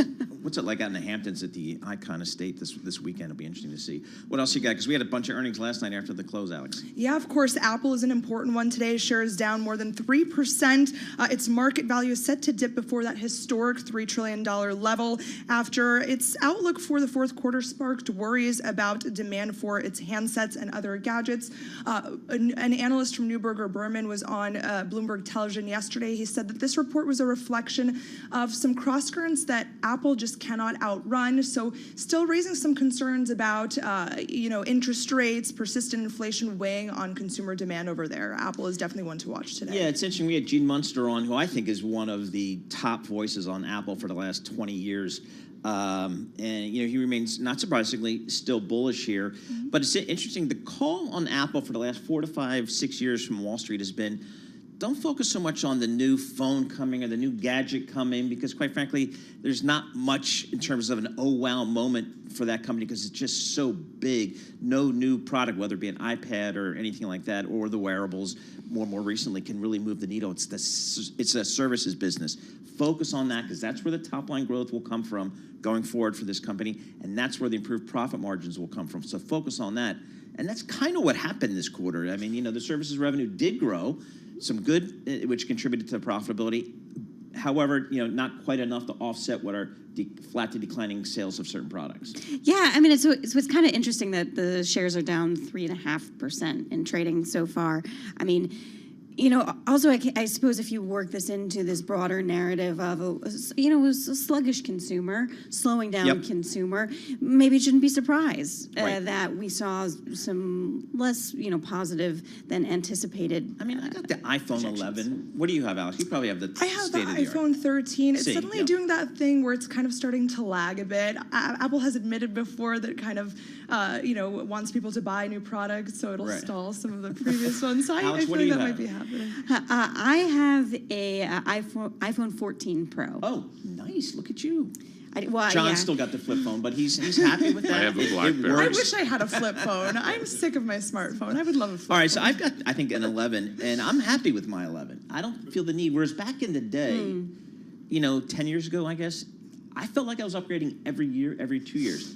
for some reason, whatever reason, I don't do that anymore. And I think there's a lot of people like us. Yeah, because it's effectively a camera now that has some computing power. It took me 3 years between my last, upgrade and the new one. There were various reasons. I can't remember, to be honest. And I just felt like, okay, fine, I need to get a new eventually phone. hit a point where you're like, okay, I'll have to cave and get the newest version. Exactly. All right, a little different story with our friends from Seattle, Amazon. Pretty solid quarter last night, boy, and the street liked it. Yeah, I haven't looked at shares today, but Amazon stock's up like 8.9% so far in trading today. A good number there, and I think really the story there one. is kind of the cloud. The cloud business. People were concerned about the growth, and the growth kind of came in a little bit better than expected. And then on top of that, you saw a strong consumer, whether or not it's whether it's trading down, whether it's a very strong Prime Day. Actually, Prime Day would not have factored into those earnings. So whether it's consumer trading down, whether it's people just, seeing some of the investment that Amazon's put into some of its third-party marketing and all that sort of stuff seeming to play out in earnings as well. What can you tell us, Alex, about Tupperware? I didn't know that was a public company, but boy, it's ripping today. It is an interesting one. Shares were up about 45% last time I looked at my terminal. They said that they reached an agreement with lenders to restructure existing debt obligation and continue their turnaround efforts. This has become a bit of a meme stock now. Think about it, kind of like Bed Bath & Beyond investors listening to this news about a potential bankruptcy, about restructuring, and deciding to jump in on it. Very volatile action over there at Tupperware. Interesting. Yeah, interesting to see some of this. I think the thinking is over there that people really bought a lot of Tupperware during the pandemic. They were home. They were saving food. They'd order out or, cook their own food and whatever. And that really drove up shares. I mean, and you kind of look at what's happened to the share price over the past couple of days. It's a meme stock. I mean, it's become a little bit of it was, I guess, a little bit but of you see this in bankruptcies, or not bankruptcies now, because I guess, seeing a structuring of debt. But And the other one over there was kind of like that is Yellow Freight, which they said they were going bankrupt, yet the stock is trading up as kind of these meme stock traders get a hold of it. Up another 14% today, up 64% year to date. So when these meme traders get a hold of it. Some of the research I like out of Wall Street, a piece of research that I like comes from Bank of America, showing kind of what investors are doing, where they're moving their money. It's a really good research comes out. And they've got a new report out. What's it showing? Yeah, indeed. Mike Hartnett came out today with his weekly flows shows report. He said that he's seeing investors shifting back into risk-off mode, investors doing some profit-taking after the incredible run that we have seen in equities, though interestingly, they're not piling out of technology shares just yet. Flows to tech still continued, and Bank of America is always quite fascinating to me because you have some of the top strategists over there, Mike Hartnett and Savita Subramanian, having very different views on what the second half of the year will look like. Mike Hartnett today reiterating that a hard landing continues to be a risk for the stock market. But then Savita Subramanian, who was kind of the first person on Wall Street to lead the way in revising her S&P 500 target, she's pretty bullish. She actually sees stocks continuing their run. It's not unusual to see strategists disagree under the same roof, but it's really a testament of how torn Wall Street is about whether or not this rally has staying power. Yep. So again, take a look at that Bank of America research. We always like to point out some good research that's out there on the street. That might be of interest. Alex, thanks so much for joining us. Alexandra Semenova, she is Bloomberg Equities reporter here. Looking at the markets, kind of giving back some of the earlier gains, but still positive on the day. The S&P is up about 0.1%. The Dow up 0.2%, as is NASDAQ. On the yield front, kind of been all over the place. We were up to 4.20 on the 10-year. It's now down to 4.09. The 2-year Treasury off 9 basis points, 4.78% there. So big movement on the back of the jobs data. The jobs data a little bit weaker than expected in terms of the total number of jobs added, but better than expected on the wage front. Right now, we're going to bring you to Aspen, Colorado, where Bloomberg's David Weston sits down with Chicago Fed President Austin Goolsbee. They'll break down the latest job figures. So let's head over to Aspen, Colorado right now for that conversation. David Weston. From Aspen, Colorado, for our Bloomberg television and radio audiences worldwide, I'm David Weston. I'm delighted to be joined right now by the president of the Chicago Fed. He is Austin Goolsbee. Austin, thanks for being here. You bet. So we're out here for the Aspen Economic Strategy Group meetings. A lot of talk about fiscal issues, monetary issues, but we all have now the key jobs figures. A little bit lighter than expected, 187,000 instead of 200,000. A little heavier than expected on the wages. What did you take them? It was pretty much what we expected. I mean, let's remember, the jobs number is whatever it is, plus or minus 120,000 a month. So there's no point quibbling over numbers. The job market is cooling a little to kind of a balanced level, but it's still extremely strong. That's the strongest part of the economy by far, is how low the unemployment rate is, and people can get a job if they want a job. And to that point of being tight, 187,000 plus or minus is still way more than you need just to catch up with, to keep even with the new people coming into the workforce. So it is tightening in that sense, is it not? I think that's right. You know, let's say 100,000 just from population and what's coming into the workforce. So it's stronger than that. It's been the surprise of the year, of the 6 months, that all of the people that folks thought were gone from the labor force, never to return, a lot of them are coming back. You know, when the job market is as strong as that, you've seen labor force participation rise back to levels that we hadn't seen for several years at least. So that's been great. I mean, that's the strongest part of the economy. Yeah, none of us wants anybody to be out of a job, so it's a good thing it's done this many people out of jobs. But what about the wages? We're now, these numbers were 4.4% year over year, I believe it was. That doesn't sound like something consistent with getting to 2% inflation overall. The way I view it is two things. One, you can't say anything about wages until you actually know what's happening with productivity. We got some productivity numbers. They were strong for the quarter. That's very noisy, but if you have strong productivity growth, you can have wage growth and it doesn't generate inflation. And the other thing about wages is they're not a leading indicator of price inflation. They're backward looking. Wages move more slowly. When things happen, we get shocks. The prices move first and then the wages. So when we see what's happening to wages today, this is kind of an amalgam of a bunch of stuff that already occurred.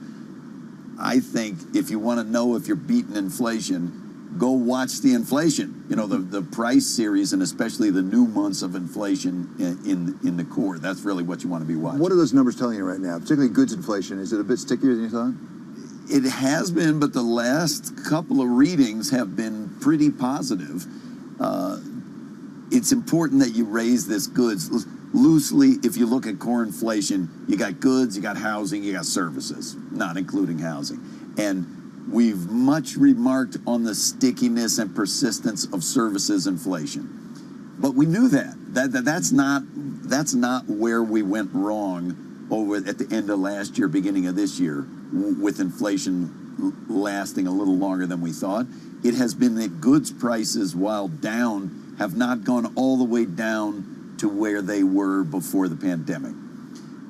I feel like that's kind of started, and that's put the Fed on this line. I mean, it's a thin line to walk, but getting the prices down without having a big recession, we're going to Johnny Cash this thing and walk that line, and that's for sure the goal. And goods prices got to come down, and then the next one's got to be housing. As you know, it's the housing that's in the CPI is based on a bunch of market rents, and it takes a while to flow through. So hopefully, as we go into the fall, that's going to be the next one. So also, let's stick with the Johnny Cash. Yeah. Walking that line. Yeah. Okay. How long is the line? And we know that the target is 2%. Yeah, it doesn't feel like you're going to come off that 2% goal. But how long till you get there? How patient can you be? We got to be somewhat patient. You know, take as just a microcosm example this thing with housing.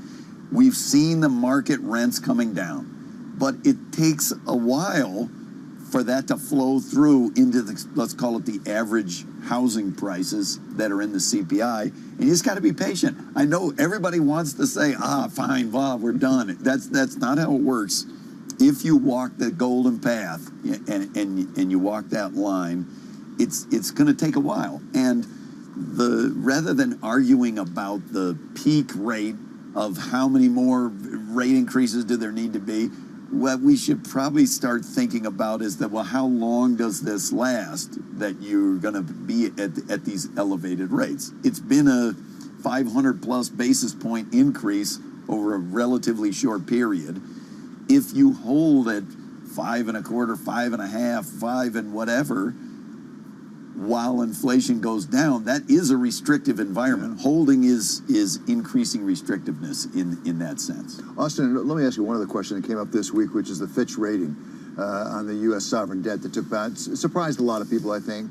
Is it important? And I'm not saying was the rating important in of itself, but is what they're pointing toward important? In a vague sense, yes, but everybody knows that. I mean, we went through the debt ceiling. Every day we're talking about this is dysfunctional. We got to get out of this dynamic.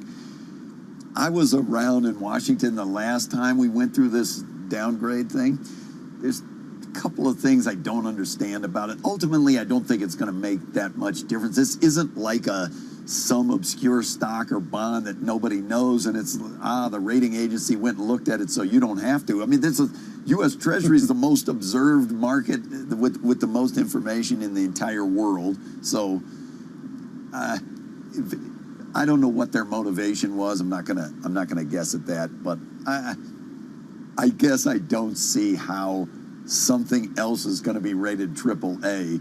If they were defaulting on U.S. Treasuries, it seems like that would be a bad day for the market. But also, let me ask you a different question. We've heard various Fed presidents, Jay Powell, but also Janet Yellen, talk about the fiscal sustainability of the path the United States is on and expressing some concern over the long term that it's not sustainable.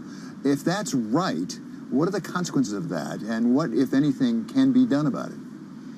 That's a whole separate topic from what should the ratings of treasuries be for right now. But Fitch invoked that, right, in their announcement. But then the proper question is, did something happen in the last 2 weeks that made you think that was different? As you know, the Fed doesn't weigh in on fiscal policy. Congress and the administrations, they have to sort that out. My read of the evidence is exactly what you say, that the long run, there's a fiscal gap in the United States. That long run gap, smaller in the United States than in most of the advanced, if not all of the advanced economies of the world, because our demographics are better. It's rooted in the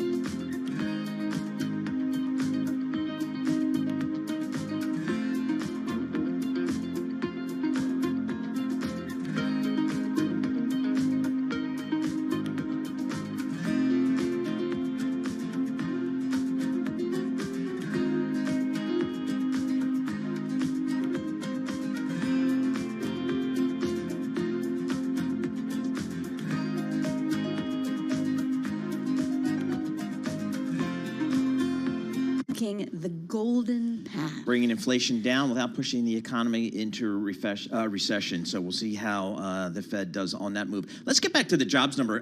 We had a little bit lighter than expected in terms of the total number of jobs, but a little stronger on the wage side.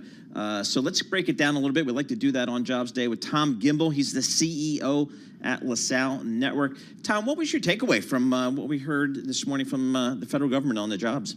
Well, first, I've got a bone to pick that I was in the office last month, or in the studio last month, and you weren't there. You avoided me. Yes. So, on the just for the record. Good. You know what I'm going to say? We have 187,000 jobs added. I mean, are we kidding ourselves that we say it's not a good jobs market? It is a really, really strong market. I think it sends the right message to both Wall Street and Main Street, is that the market is still very, very healthy. And at the same time, it sends a message to the Fed that it's down a little bit from where it was. So we'll probably see a little bit of a hold at the next rates meeting, and they won't raise. Yeah, interesting. I mean, when you look through where the jobs are being created, what stood out to you? I mean, listen, it's always going to be bigger when you're doing, when we're in this type of market with low unemployment in the services sector and the hospitality sector. And I think we're looking for bad news instead of appreciating what's going on. We've got record low unemployment again. We've got increase in wages of 0.4 of a point again, right? We continue to see these really positive signs throughout the report, and we're trying to find the one thing that might be reason for alarm. We know that eventually we're going to hit a bumpy cycle, but we should really enjoy things while they're good. So, I mean, what's really good in this one, if you're a worker, is 4.4% gain in wages from the prior year, and that's the second straight month we've seen that, and it was above all economists' forecasts who called for a slowdown. So, good for the workers out there. What's driving that, do you think? I think it's inflation. I mean, I think this is the problem that we have, is that Main Street doesn't understand that when wages go up for everybody across the board, that the cost of goods are going to go up equally, if not exponentially, to cover that. And so I'm not sure if everybody's realized that making more money and having things cost more money is sometimes a neutral situation. And so there's some lack of education that exists with the common person, and I'm including myself in that, with all of us, that we need to understand how the markets work. And what we're seeing, though, is that companies are still hiring. They're not hiring in mass. That's the biggest challenge that we're seeing, is that in 2021 and 2022, it was such a rebound from COVID that companies were hiring hundreds, if not thousands of people in order to take advantage of this recovery from the 3-month recession that existed in 2020 because of the pandemic. Now we're in a very similar situation to 2018 and 2019, which is a really good, strong economy. But the difference is then we were scrambling for people. Now we're not. We've seen people re-enter the workforce. We've seen a lot of the gig workers transition back, and businesses really seems to be healthy. What do you make of the fact that every single payroll release in the first half of the year has been revised lower? Apparently, this is the longest streak of downward revisions since the global financial crisis. What do you think of that? I think that it shows that predictions and economists are not always right. I think it shows that we have to be careful of relying too heavily on what we process of information versus the eye test and the smell test of what we see on the street, and that there's the revisions are real and legitimate, but at the same time, it's not like we're seeing negative jobs reports every month. We're still seeing growth. So, I think, again, we're looking for negativity, and as I say every month, let's stop being Chicken Little and let's enjoy the rain and not think the whole sky's falling. Yeah. All right, Tom, a good jobs number, no question about it. continues to be. This job market is just so resilient. It's just amazing. Tom Gimbel, CEO at LaSalle Network. We like talking to Tom every month when we get those jobs numbers. We also like talking to Anurag Rana when we've got two big tech companies reporting earnings. Anurag Rana, senior tech analyst for Bloomberg Intelligence, joins us here. So Anurag, we've got Amazon, we've got Apple. Let's start with Apple. The services was the story here. Is that where I should focus, or should I focus on the fact that, they're not selling, the growth rate for, iPhones and all that kind of stuff, not what it was. Where should we put the focus? Well, the focus really is for iPhone, as we said even in the preview. It's going to be a boring quarter because the next one is going to be launched in September, which should start selling, let's say, sometime in October or November. And that's really what the next push for the cycle is going to come from. Services growth is actually a good thing because it's a much more higher margin business and a much more recurring business that we always understand. And it's also, once you get on iCloud, you're not going to get back and try to get your data somewhere else. So that's really encouraging that it's still growing in constant currency in double digits. Margins are over 70% in terms of gross margins. So I like it both. The product has to come back. The product growth has to come back. And I think that's just a function of time. It's not a question that it's never going to be back. It's just a matter of a quarter or two that we should see a bounce back in iPhones. I feel like we have this consternation every time Apple reports that, hey, they haven't introduced a massive amount of new exceptional products. They haven't recreated the iPhone enthusiasm. I mean, should we just generally get away from that? Should we expect them to become much more of a services-oriented business? I hate to say that because, of what the iPhone is. Yeah, as a financial analyst, that's the right way to do it. But, if I really want to get and talk about, newsy things, then, it's always fun to talk about new products. But I don't think any new product is going to be anywhere close to what the iPhone is to Apple. And largely the reason for that is the size of the install base, the reach of what it does. Even if you think about a car, I mean, how many units can they sell? Mixed reality headsets, how many can they sell? I mean, That's iPhone, they sell over 200 million units a year of iPhones. Irrespective of the economy, they sell a lot of iPhones. And that really should and is the most important part of Apple. All right, let's switch gears to our friends in Seattle. Amazon, really strong quarter. The street really likes what they heard last night. What was your takeaway? Yeah, I've been smiling since yesterday evening because this is really, I think, puts a bottom to the cloud story that, we have been trying to defend for almost a year now that, please do not worry, it will come back, it will come back. And I think they said that maybe the next quarter you will see similar growth rates to this year, which is this quarter, which is somewhere around 12%. And then, we are really expecting an acceleration going into next year. We just put a note out. We think next year, AWS growth is going to be north of 20%. Market consensus still is about 14-15%. We think we should see a good rebound, not just in growth rate, but margins also. Now, I'm not sure exactly how many times Amazon mentioned artificial intelligence. What do you make of how their mentions of AI and generative AI and where that plays out in their business? I mean, are you positive on that, or do you think they're hitting the right tone?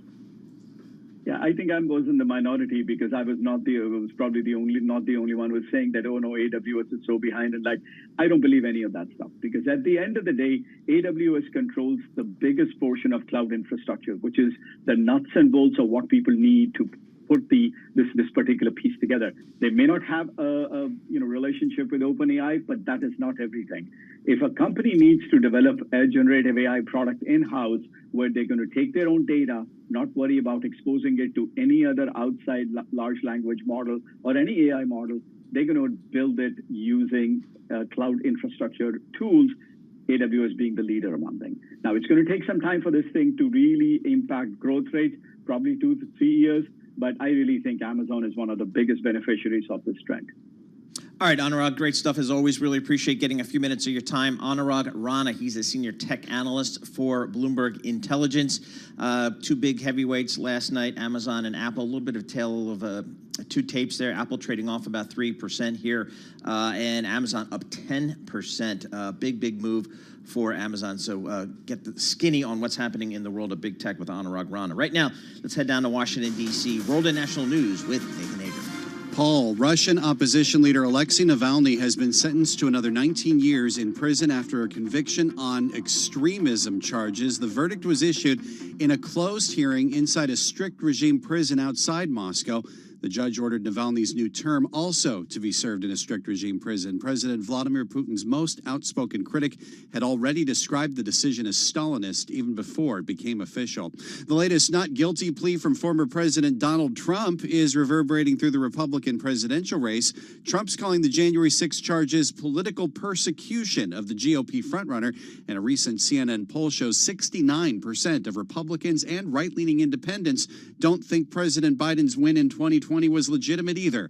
Wendy Benjaminson's a senior editor at Bloomberg News. What that poll also says is that 48% would vote for him if he were in prison. That shows the depth of the support he has against a president who, while normal in the political, sense of things, is deeply unpopular right now. Bloomberg's Wendy Benjaminson was a guest on Bloomberg Surveillance. Another GOP presidential hopeful, Chris Christie, is in Ukraine today. The former New Jersey governor is on a surprise visit. The New York Times reports he met with President Vladimir Zelensky and visited sites near Kiev that were devastated in the early months of the Russian invasion. Christie is the second Republican candidate to enter the war zone after former Vice President Mike Pence did it in June. That's Bidenomics, is what President Biden is saying after the latest monthly jobs report. The 187,000 new positions added in July did come in slightly lower than economists expected, but the White House put out a statement saying unemployment is still at a record low and the share of working-age Americans with jobs is at a 20-year high. Global news 24 hours a day, powered by more than 2,700 journalists and analysts in over 120 countries. This is Bloomberg.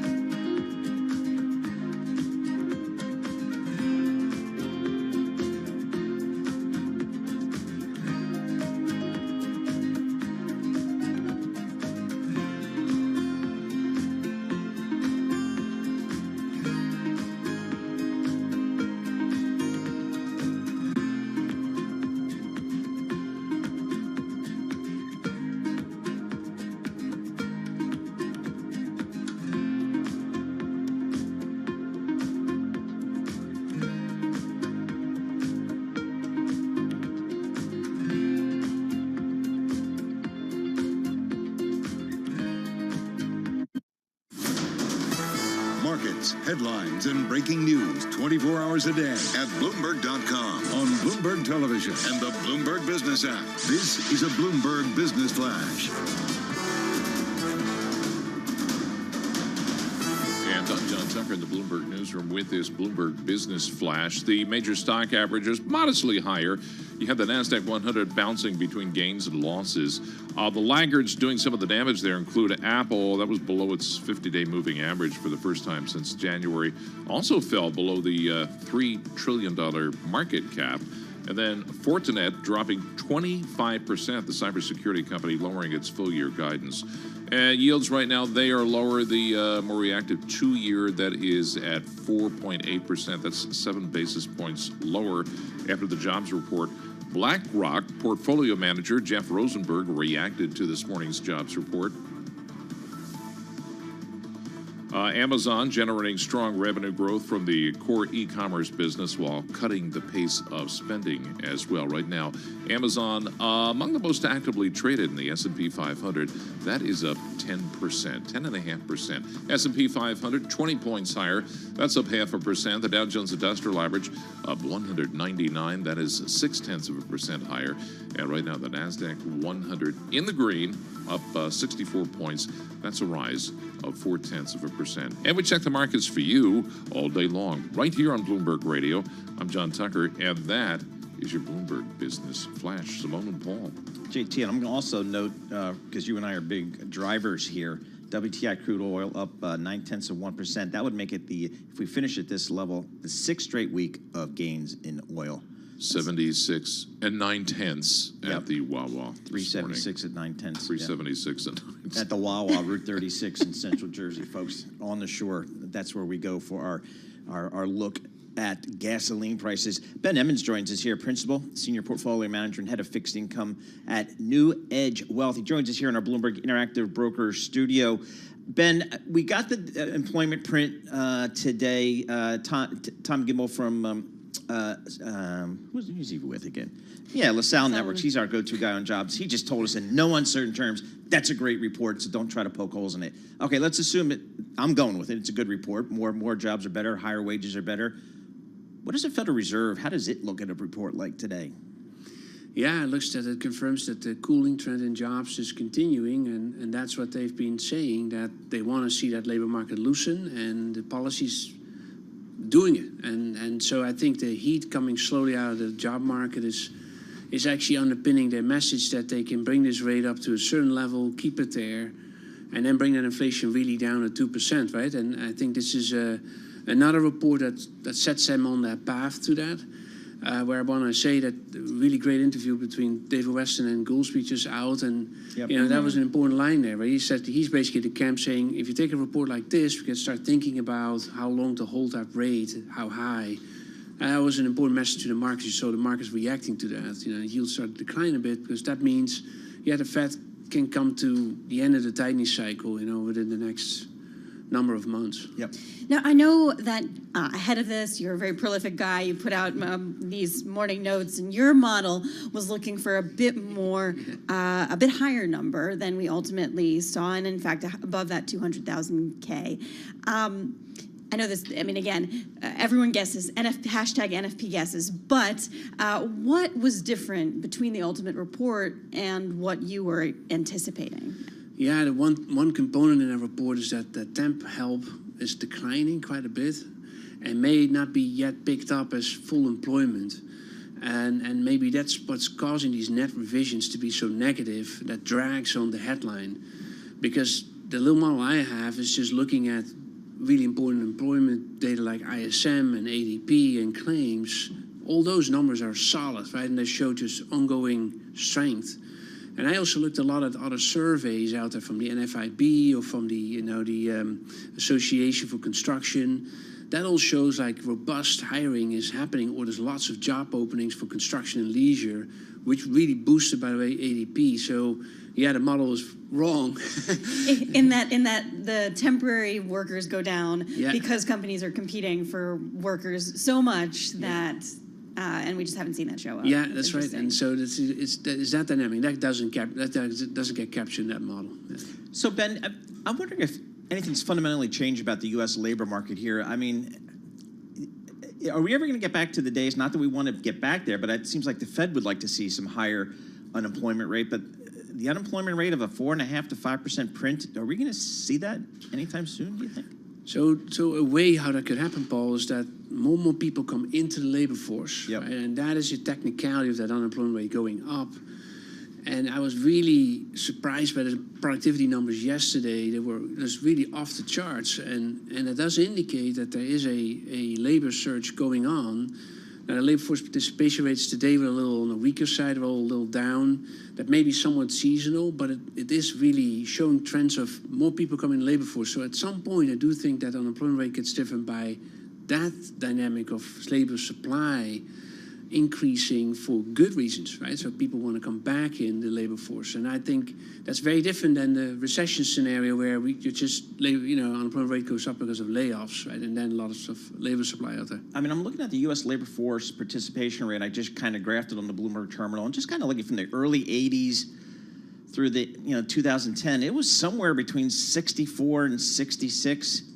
But boy, it hasn't been there since. So I'm kind of wondering, is a new normal like 63 or something like that? And what's so interesting as well is household formation is apparently going up, and part of the reason the participation rate fell in between like that 25 to 54 age group is because women are leaving the workforce to have families. So I wonder if there's some demographic shifts there that we haven't completely factored in. Yeah, but that's a good point because actually the pandemic put a lot of women outside the labor force because of taking care of family, and once the pandemic eased, they came back in the labor force, and that's maybe again changing, and that's really difficult to model or to capture that, and why, right? That's, I looked at duration of employment that actually was declining, where hours worked are also declining, so that's a little bit of a confusion part of that side of the labor market report, that it does show health, but it shows that we have more to go here in order to get really back to where we came from. The Fed obviously wants to see the 2018 labor market. Powell keeps repeating that. That was the labor market where we actually made up most of the losses from 2008. We're not entirely there yet, but on our way. So if these CHIPS Act and the Infrastructure Act and are really driving construction jobs and bringing people in, and leisure and hospitality keeps growing, and wages by way hospitality are higher, are rising, then it will keep pulling people in until the labor force is back sort of to the level where we came from, and that I think is your productivity-driven rise in the unemployment rate, so to speak. So that will be a really bullish outcome. Ken, and Mr. Goolsbee on the interview with David Weston also talked about walking that fine line of getting inflation down while not pushing the economy into a recession. Do you believe the Fed can do that? It's so far pulling it off, Paul. Amazing, right? It's amazing how they act. So take us a year ago, we were quite poor in market environment, and lots of people were really getting worried about Fed. You have to slam the brakes here and to get inflation down. And we know what this means. It's just going to end with a recession. And a year later, and it didn't. I guess because the initial big rate increases were really catching up to inflation, and we had a bit of a commodity wind in our back for a period of time, and that helped the situation to ease down without the unemployment rate going up. And that's what Goolsbee mentioned, basically saying, oh, look, we got inflation down a lot, and without any change in the unemployment rate, we know that it's partly an energy commodity story that did that. Now this last final stretch is that walking fine line idea of the Johnny Cash analogy that he mentioned. That's more about how high do you need to go here and keep that rate for how long to make sure that that inflation rate actually really gets back to your target. That's still, I think, a challenge ahead of us. Not easy to determine if they will succeed. All right, Ben, thanks so much for joining us yet again. We always appreciate it. Ben Emmons. He's a principal, senior portfolio manager, and head of fixed income at New Edge Wealth. We always appreciate him when he comes into our Bloomberg Interactive Broker Studio. You get extra points for that. Although I think now we're so far past that whole part of it all that I'm going to stop giving out. It's interesting because the pandemic is still having these weird lagging impacts on the economy, on stocks, on earnings, et cetera. But I feel like... might even now, I think I might stop the old gold star for coming into the studio. No, he can still get a gold star. All right, maybe one more. This would be my last one, Ben Emmons. Thanks so much for joining us. This is Bloomberg. Let's get some company news right now with Steve Rappaport. Paul, Icon Enterprises shares are plummeting after the company cut its quarterly distribution in half, Bloomberg's Charlie Pellet reports. Steve founder Carl Icahn blames a short seller report for the firm's second quarter net loss doubling from a year earlier. Icahn Enterprises says it will pay out $1 per depository unit, down from the previous $2 a unit. Shares in Icahn's firm have fallen more than a third this year, largely on the back of a Hindenburg report in May that accused the billionaire activist of costly missteps. Steve? Charlie, thank you. The shares of Icahn are now down more than 26%. Apple loses its historic $3 trillion market value after the tech giant reported another fiscal quarter drop. The latest on that from Bloomberg's Mark Gurman. This is the third quarter in a row where you've seen an annual decline. That is going to continue. The current quarter, the fourth quarter, is also going to be an annual decline based on the comments that they made on their earnings call. They expect the performance in terms of year-over-year deceleration to be the same, which means we should expect about a 1% to 2% annual decline for the fourth quarter. Thanks, Mark. Shares of Apple currently down more than 3%. And General Motors says deliveries of Cadillac's electric car will begin next spring. Paul, want to take a shot at the sticker price? $75,000. Oh, way off. Uh-oh. The electric hatchback is $300,000. Who's making this thing? Cadillac. Really? Yeah, and one of the cool features, a glass sunroof which can have tint on it at the touch of a finger. Oh. And those are the company stories we're following this hour. I'm Steve Rappaport, and this is Bloomberg.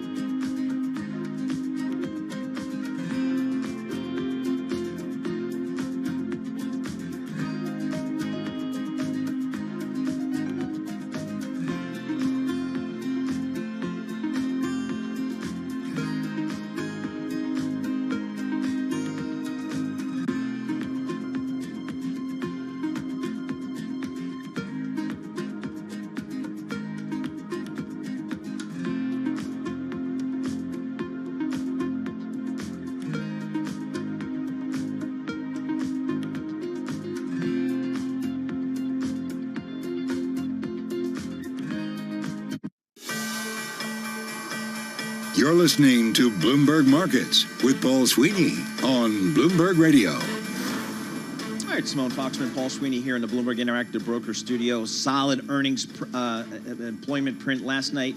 Some pretty good tech earnings last night. I'm going to call Apple's numbers pretty good, even though the stock's trading off 3%.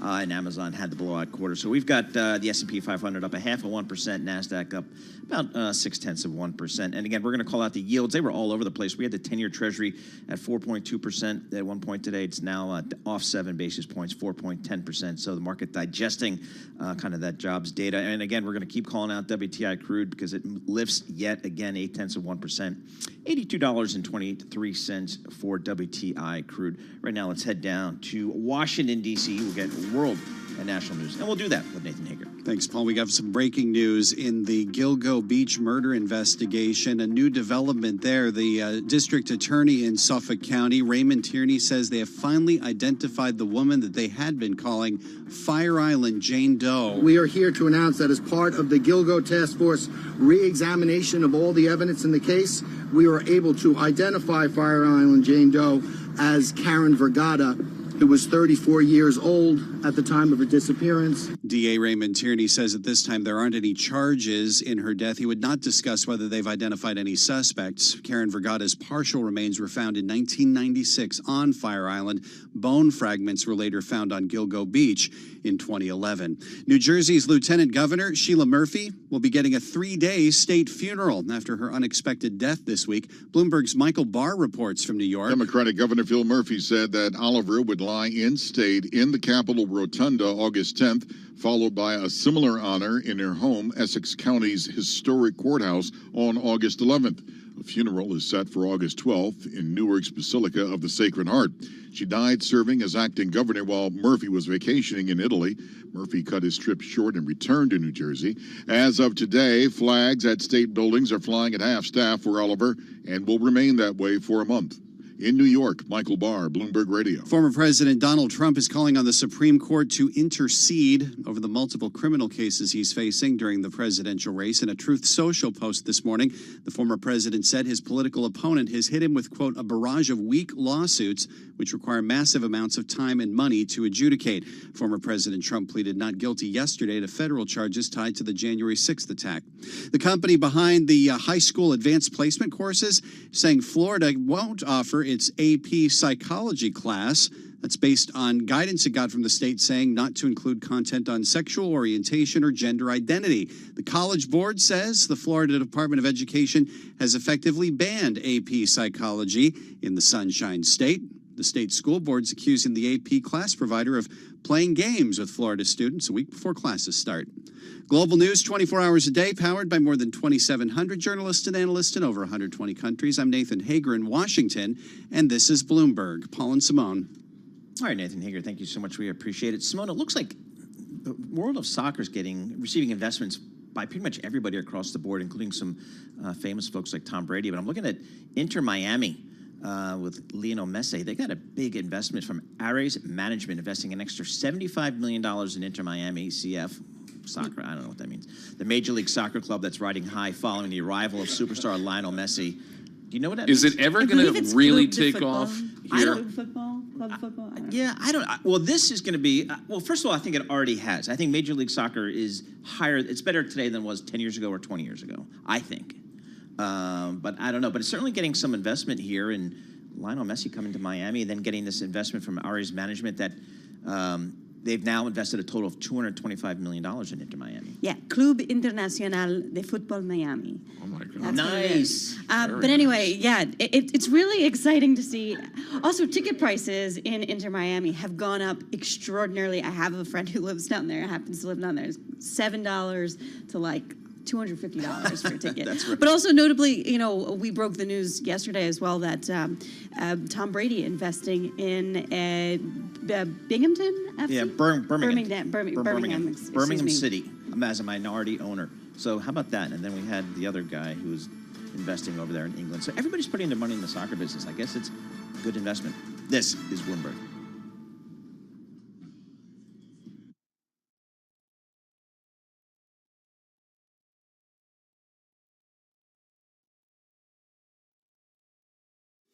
This is Bloomberg Markets with Paul Sweeney. We got a lot of green on the screen here, but the volume is light.